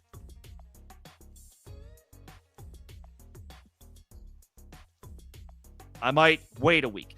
Because again, Brian Thomas still got a touchdown. They manufactured a rushing opportunity for him, and he capitalized and scored. So they're still they are going out of their way to find ways to get Brian Thomas the football, even if Trevor Lawrence is not capable of doing it on a more consistent basis. I think I would hang on to Brian Thomas. And your quarterbacks are May and Purdy.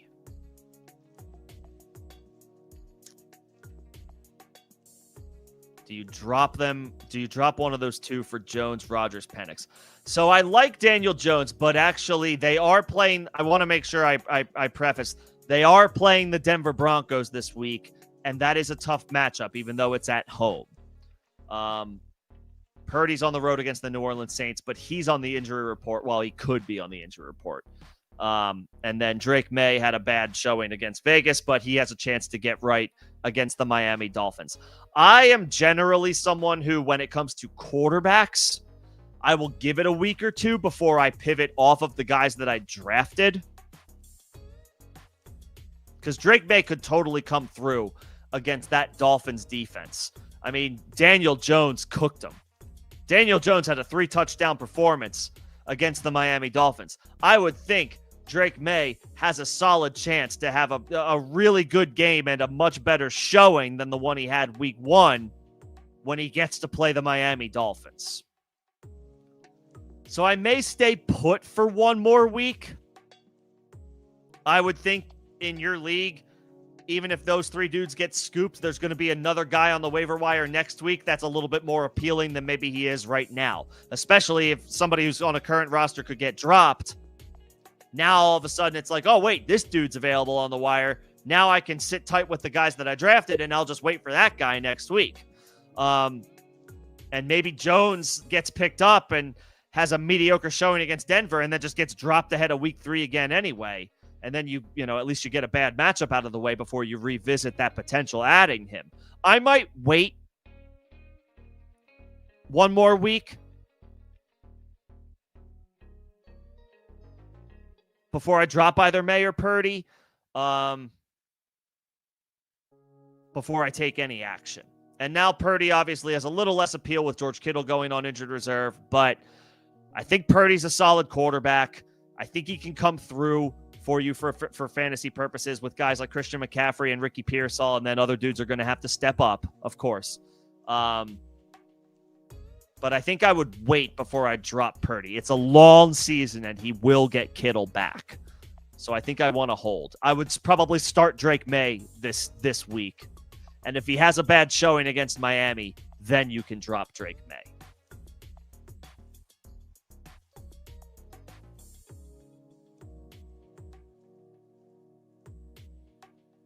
Bobby, I think I missed. This was a member question. I apologize. So I will make sure that I get to that. Let's see. Jordan Love and Bryce Young. Love plays the Commanders on Thursday night on a short week. Bryce Young gets Arizona. Should be beatable, but Jacksonville's defense was beatable last week too, and he didn't do anything. Any waiver or trade moves with this team? I mean, Jacobs, Kamara, Javonte, Eckler, I think that's pretty solid. Jefferson, Tet, Sutton, Pittman, Judy. I don't think so, Bobby. I mean, I don't know who the quarterbacks are that are available to you on your wire. I'm assuming, maybe not many if Bryce Young is being rostered. I would say no. I wouldn't make any drastic changes. It's just 1 week. And you don't have anybody that clearly stands out as a guy that I would move on from. Maybe Bryce Young for Daniel Jones. Maybe. Or Bryce Young for Aaron Rodgers. I would be fine with that. I'd be fine for dropping Bryce Young for somebody like Aaron Rodgers or Daniel Jones. And then maybe you start one of those two. Maybe we start Jordan Love on Thursday. We can cross that bridge on Thursday. If you want to drop Bryce Young for Rodgers or Daniel Jones, I would be okay with that. I'm not, but if you don't want to do that, that's fine too. I don't feel strongly one way or another. No drastic changes with this team. Let's let it ride for another week. There's good running back options here. There's good wide receivers here. Let's let that ride for one more week. I would feel okay about those weapons that you have.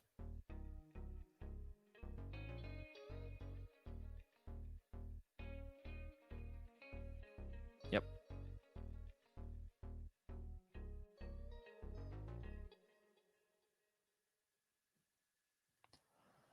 What is this? Let's see. Is this like a rate the team question?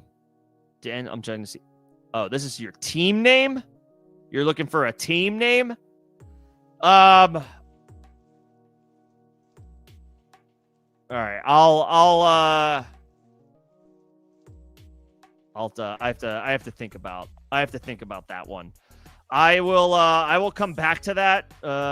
But I will also kick it to the chat. Feel free to share any team name suggestions. Or I'll even I'll star the comment. He's looking for team names for that roster. If anybody wants to try to help out, we'll sort that out. What's going on, Rojo? Yeah, Chase had a bad week. AJ Brown it was a bad week to be a top flight wide receiver. Jamar, Nico Collins, Amon-Ra St. Brown, AJ Brown. Some not good performances.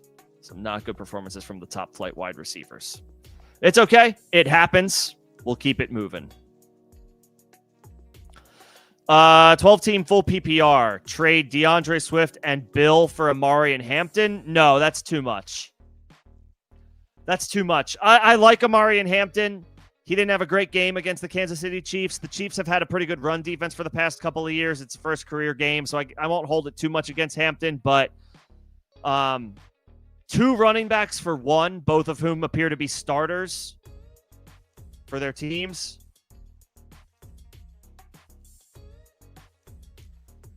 Swift didn't have the most efficient game last night. 17 carries, 53 yards, and then he caught the ball 3 times. But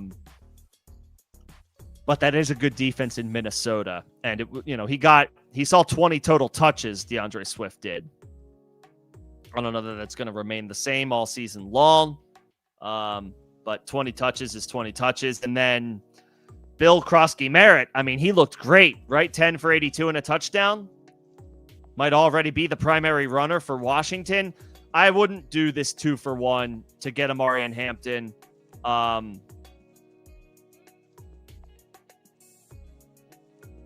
I would need another piece in return. It could be a depth piece, but I would need a piece in return to consider it. That's a lot. If Ja'Cory Krosky-Merritt didn't have a great, and he had a really, really good game on Sunday. If he had only an okay game on Sunday or a worse performance, I might be singing a different tune. But the 2 for 1 is a tough sell for me. I think I would just keep your running back depth. And then I did get this question already. I think if these 3 are your best 3 options, I do. Now that I think about it, I think Hunter Henry is your best bet, just because they're playing Miami, and Miami might just be awful almost everywhere on offense, on defense. It might be really bad. So yeah, I would start Hunter Henry of this group if you can get him. Yeah. And then this, Bink, sorry, this was a follow-up from your super earlier. Your receivers are CeeDee Lamb, T. Higgins, Xavier Worthy, who you just lost for a couple of weeks, and then Ricky Pearsall. And Addison comes back in a couple of weeks. Bucky, Henderson, Dobbins, Judkins. So you do actually, there is an avenue where you benefit to acquiring James Cook, because there's a little bit of a drop off, and your wide receivers are really good. Lamb, T. Higgins, and Pearsall are now your starters. Addison comes back in a couple of weeks. I don't really want to give up Igbuka. I will say that. I'm not super enthusiastic about giving up Igbuka. Obviously, James Cook is really good, and he's going to cost you. Could you give up Addison? And I know that's you're not going to get away with that. Not for James Cook, because Addison's suspended for a couple of weeks. I want to say, if you had given up, if you were able to give up Xavier Worthy in that deal, I would say pull the trigger. And I don't want to overreact on Igbuka, but he already looks the part. Is he going to get 2 touchdowns every week? No.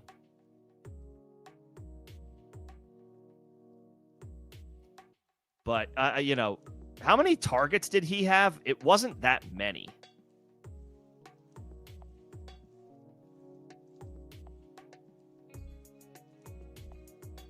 He had 4 catches for 67 yards. He had 6 targets. That's not terrible for your first career NFL game. I'm just not super enthusiastic. I'll be honest. I'm not super enthusiastic about trading Igbuka in general. James Cook might be worth it. He is a guy that with RB1 upside. But Igbuka, man, he's got, I feel like he has league winning potential. I really do. Like fantasy league winning potential. The trade makes sense for your roster makeup, though. I will say that your wide receivers are strong. Your running backs are good, but they are not as strong as your wide receivers. I would almost see if you can get like, could you do Igbuka and Judkins for James Cook and one of their depth wide receivers to make it like a 2-for-2 swap. If you could do that, if you could upgrade, if you could do, say, Igbuka and Judkins and try to bank on Judkins having signed as a means of like, you know, valuable RB depth for James Cook and one of their wide receivers. That's what I would try to explore. I would try to explore a 2-for-2. If you're going to sell high on Igbuka, ask for the moon. Ask for James Cook plus and be willing to offer. Judkins might not get it done. You could try to upgrade to J.K. Dobbins as your throw-in, but then you can ask for an even better wide receiver in return. I would look things to expand that to a 2-for-2 trade. Throw in one of your depth running backs and try to get a good wide receiver in return, in addition to James Cook for Igbuka. That's what I would try to do if you want to entertain the trade. Yep.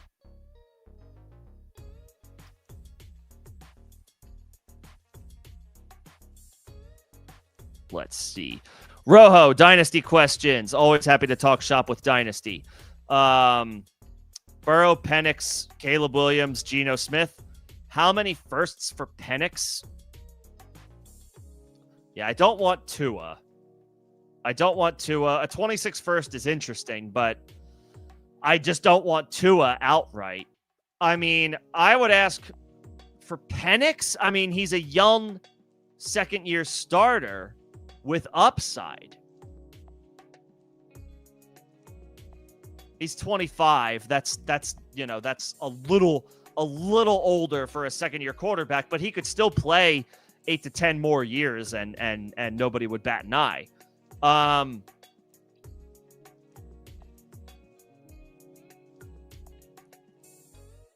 Penix for a player that can help you at another position at a 2027 first. Rojo, something like that. I would also be looking to acquire 2027 firsts because your quarterback group is strong. This is expected to be a good quarterback class. So 2026 picks are valuable for people who need quarterbacks. I think 2027 picks might be better for everything else.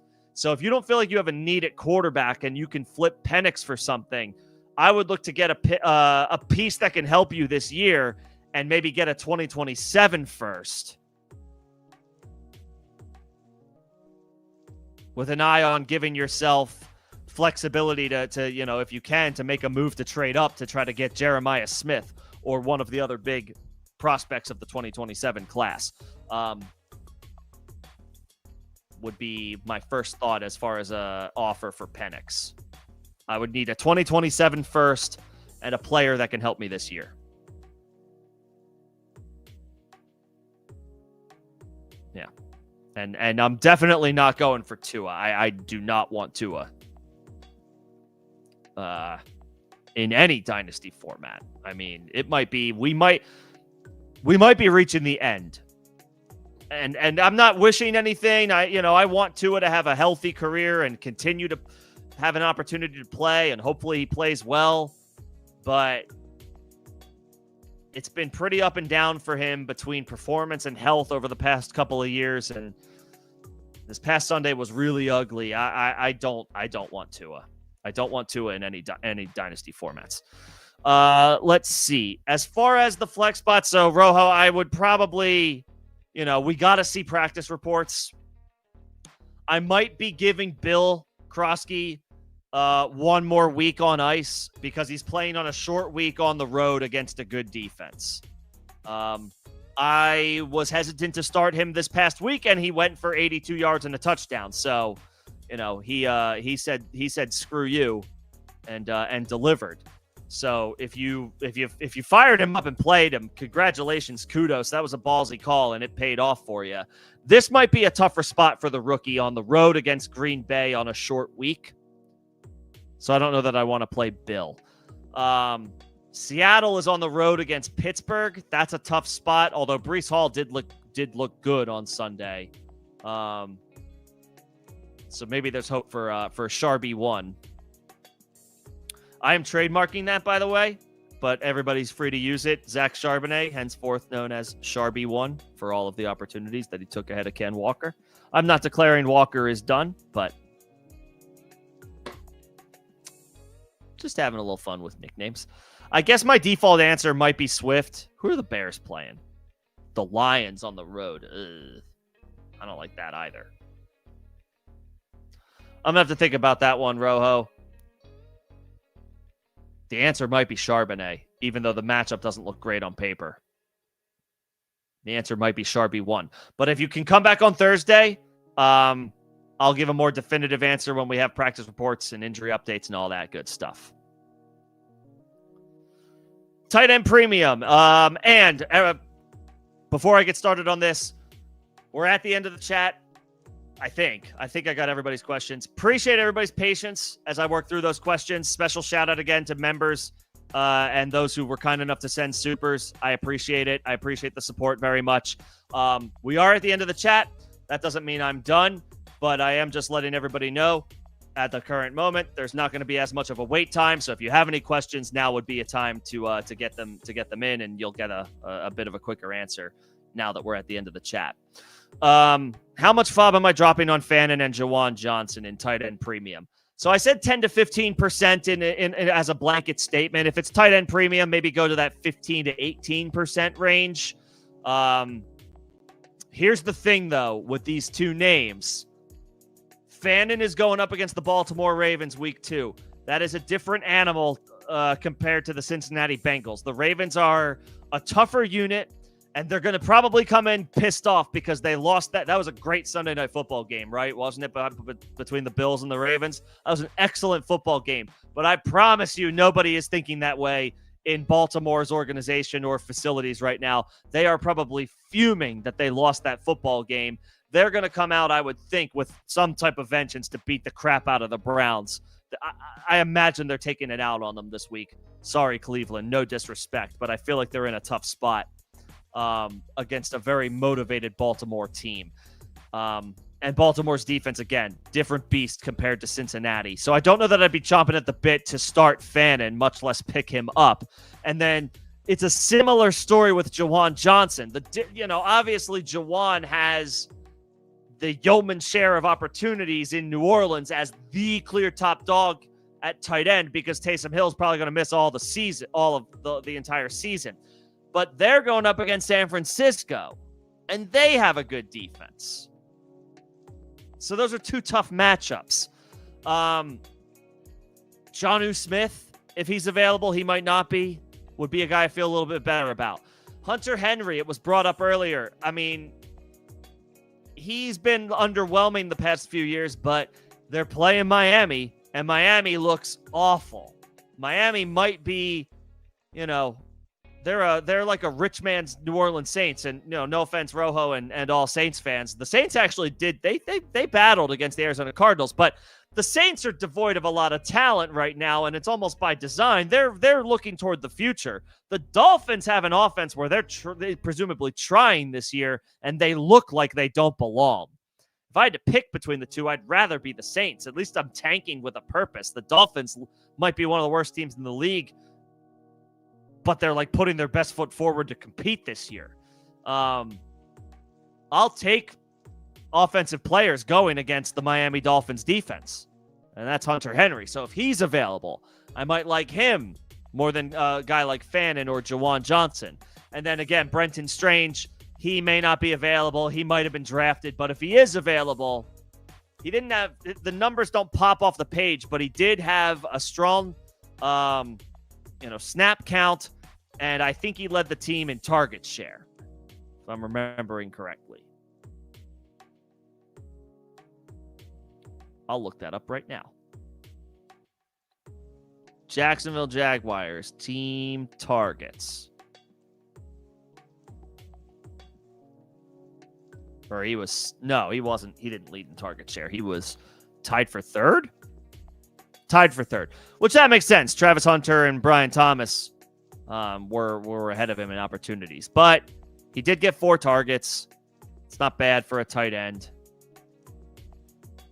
He could be worth a pickup if he's available. Or maybe he gets dropped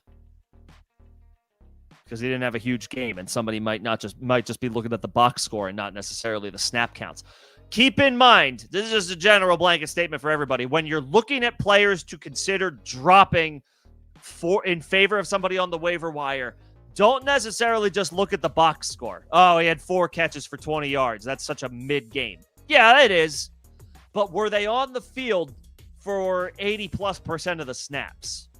Were they an every down player for their offense? That doesn't mean that they are a guy that's worth holding necessarily, but keep that type of stuff in mind. A player that performs on limited snaps might have just gotten a little lucky that week, whereas a dude that we had higher expectations for, maybe he under-delivered in week 1, and we don't feel strongly about him.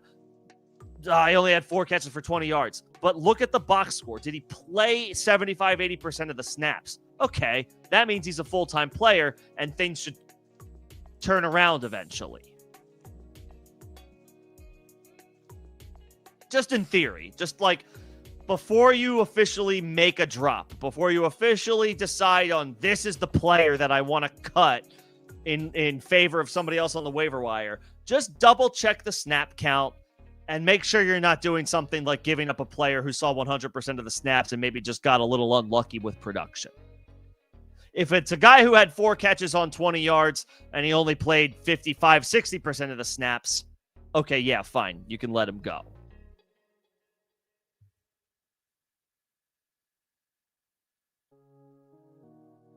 In theory.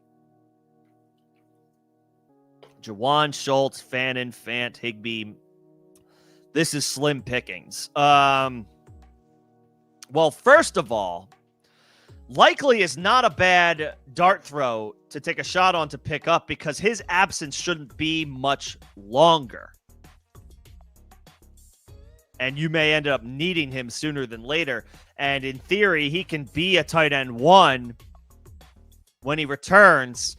Mark Andrews had 1 catch. How many points were scored in that Bills-Ravens game? What was it, 41-38? So 79 points were scored in that game. Mark Andrews had 1 catch. Now, this happened last year. Where Mark Andrews goose-egged like back-to-back weeks and everybody thought that he had retired. That the sky was falling on Mark Andrews and that it was all over and he was done and he was cooked and he was shot. And he went on to have a pretty good season rest of the way on the back of a lot of touchdown catches.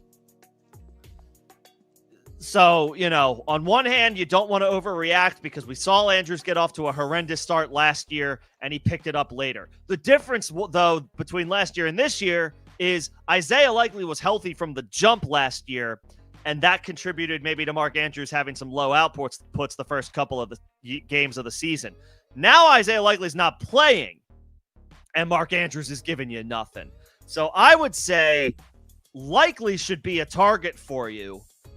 He might not play week 1. He might not play week 3. But I would grab him in the event that he's able to play week 4 or week 5 because Kittle's still not going to be available at that time. I would say Likely, and then I guess Jawan Johnson.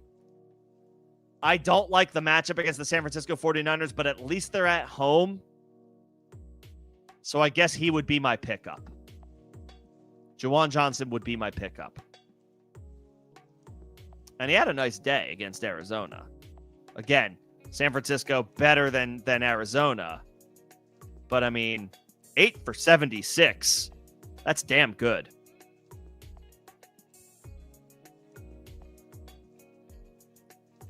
I would say Jawan for this week.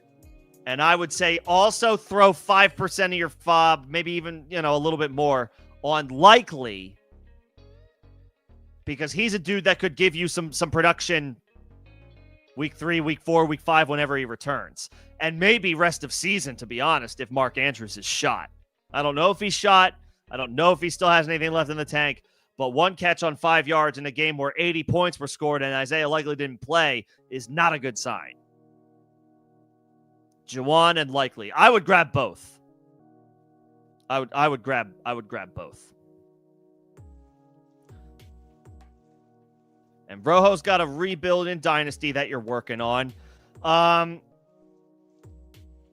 Realistically, if you're looking to sell Keenan Allen, which makes sense in a Dynasty rebuild, realistically, I'm not offering more than a 3rd round pick or maybe a couple 3rd round picks for him as a contender.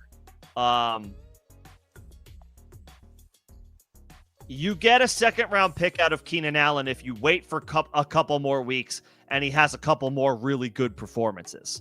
If he has, another 12 to 15 half full PPR points over the next couple of weeks, and he's, 15 points, now you might be able to ask for that 2nd round pick, but you probably need to wait a little bit and hold out hope that happens. Otherwise, if you can get a couple 3rds for him, don't get it twisted, bro. If you can get the 2nd round pick for Keenan Allen, get it. Because Keenan Allen's not helping a rebuild situation. Not in the form of his production, anyway. If you can get the 2nd round pick, take it. But he is 33 years old. I probably wouldn't ask for more than... I wouldn't offer more than 1 3rd round pick for him as a contender.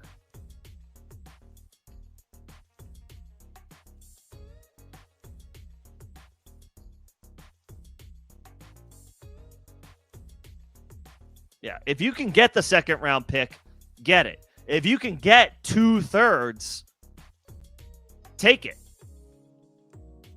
I would settle for 1 3rd, just realistically, because Keenan Allen is 33 years old, and a contending team knows that you're trying to get rid of him. They know, so they may lowball you, and they may think to themselves, well, if you're not willing to do the deal, I don't necessarily feel like I need him anyway, so I'm not going to overpay.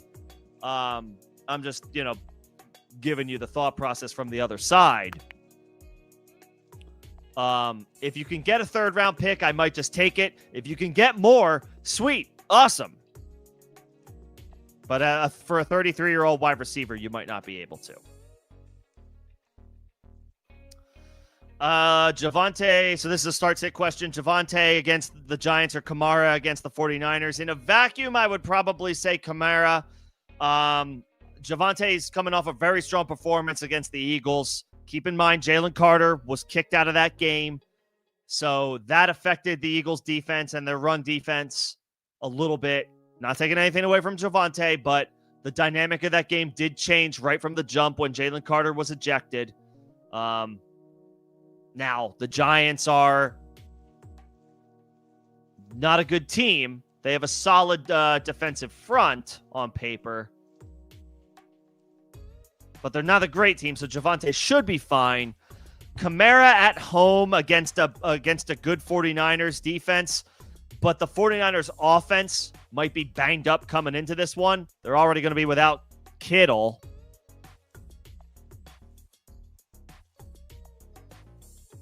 They're already going to be without Kittle. They might be without Jawan Jennings. So if their offense is stalling out and New Orleans defense can give their offense a couple short fields here and there, Kamara's good enough to take advantage even in a bad situation against a good defense because he's Alvin Kamara. Even as, he's an older running back at this point, but he's all reliable. He's scored again.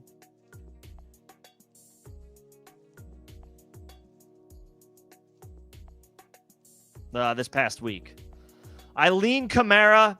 Let's keep an eye on practice reports and injury updates and see if we find anything that would make us want to change our minds.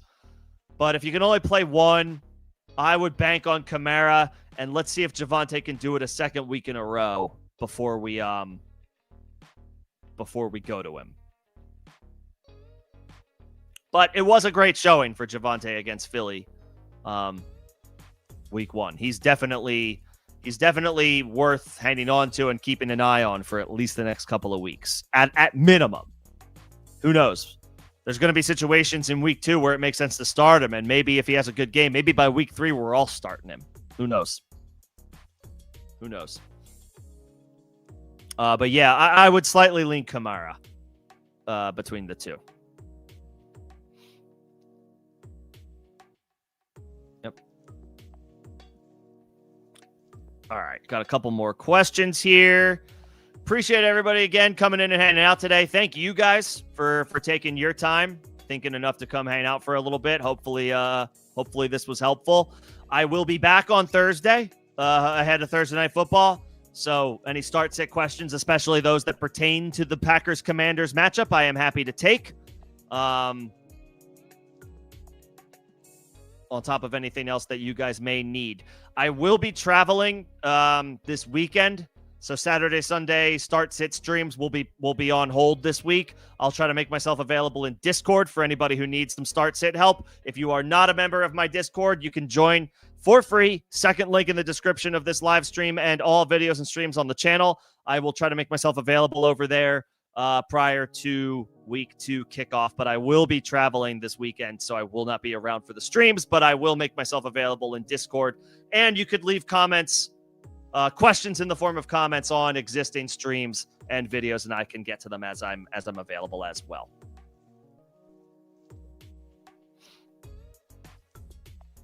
This is just a general any moves that I would make question.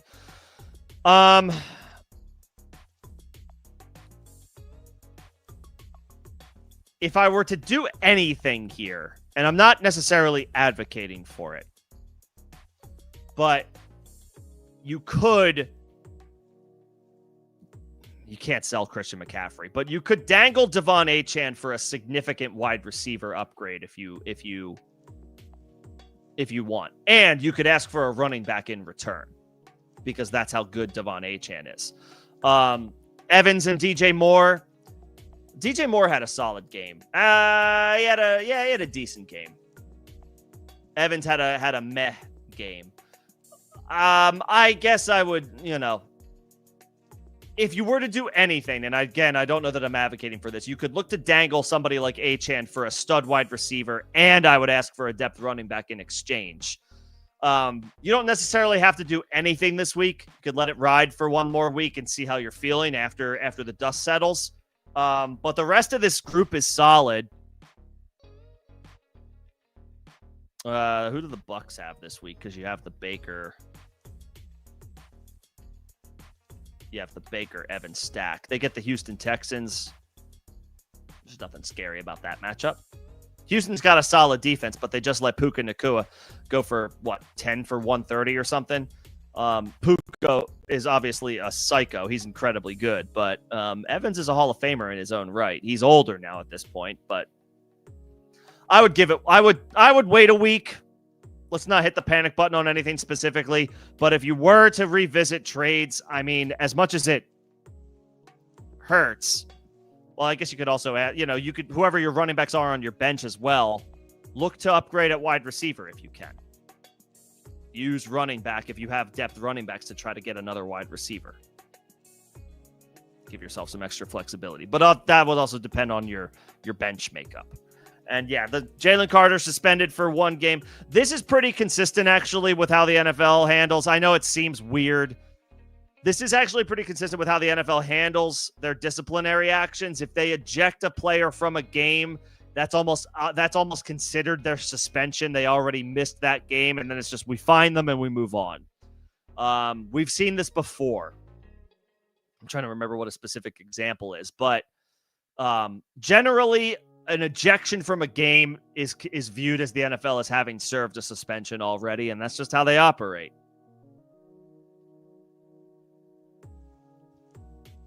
That's how they operate.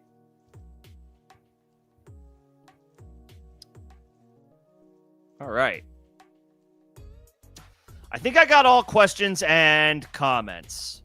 Appreciate everybody's patience as I work through those, especially if I took a little bit of time to get to your question. Thank you for your patience. I guess one more time for the spiel.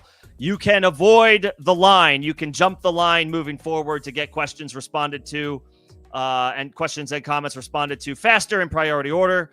One of two avenues. You can become a member of the channel. The lowest tier membership gets you premium access to faster responses to questions and comments. First link in the description of this live stream and all videos and live streams on the channel. We can give you more details on memberships. You can also send a super if you are feeling so inclined. That would also be a line jumper to get your questions answered faster. Maybe you're in a rush. You're looking for some quick help, or you just don't feel like waiting in line. Those would be your avenues to get questions and comments responded to in priority order. If not, all good. I will get to you. I just need a little bit of time to do so. So thank you all for the time as I work through the chat. And I know I take a lot of time sometimes with questions. I especially like to give a little extra time and attention to those who do think enough to spend with me, and I very much appreciate that. So I know it can take a little while for me to get to your questions. Again, your patience is appreciated as I work through that. That's just that's I guess how that's how the chat gets operated over here on my side. So thank you guys. I think that about does it for tonight. Unless there's anything else, I'll give it another minute or so. See if there's any other last minute questions or comments.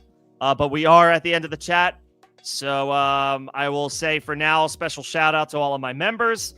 I saw Bobby. I saw Batty. Thank you, Nino, for becoming a member. Appreciate the support. Who else did I see? I think those are the members that I saw. And then a special shout out to those who sent supers. Thank you, Mark. Thank you, Don. Thank you, Binks. And thank you, Carlos. Appreciate all of those. Appreciate all of those super chats, and hopefully I was able to help answer the questions that you had.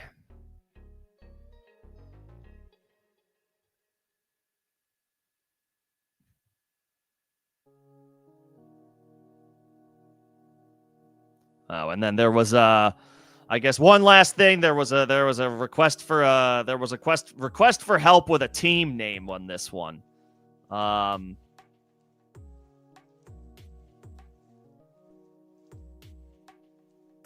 Ladd, Calvin, McMillan, Pittman, Tillman. You have a lot of wide receivers whose last name ends with man or an. If you could figure something out with that. Pittman, Tillman, McMillan. Right? Am I on to something, chat? Is this like, that's the best I could come up with really quickly without really thinking about it for a team name. McMillan, Calvan, Pittman. I'm reaching on this a little bit. Tillman, A-Chan. You got all of these names who are, they kind of rhyme, right? Everything that ends with man. McMillan, A-Chan.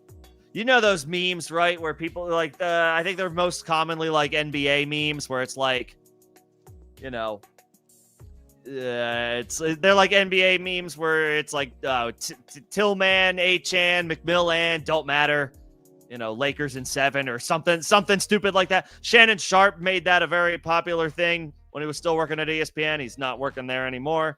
You know, like something along those lines is where I would go with your team name. Like, lean into the fact that you have a lot of guys with names that like kind of rhyme a little bit. Pittman, Tillman, McMillan, A-Chan, sort of. Calvan, you know, whatever. Steven San. I'm really stretching the pronunciation of some of these names to make it fit, but that's the best I got without like really sitting down and thinking about it.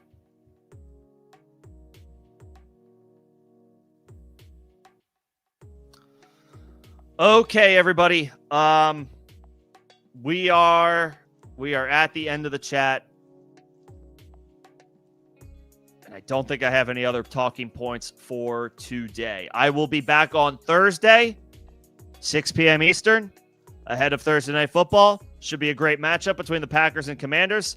So we'll go over latest practice reports and injury updates that we have from the next couple of days, Wednesday and Thursday, for that stream.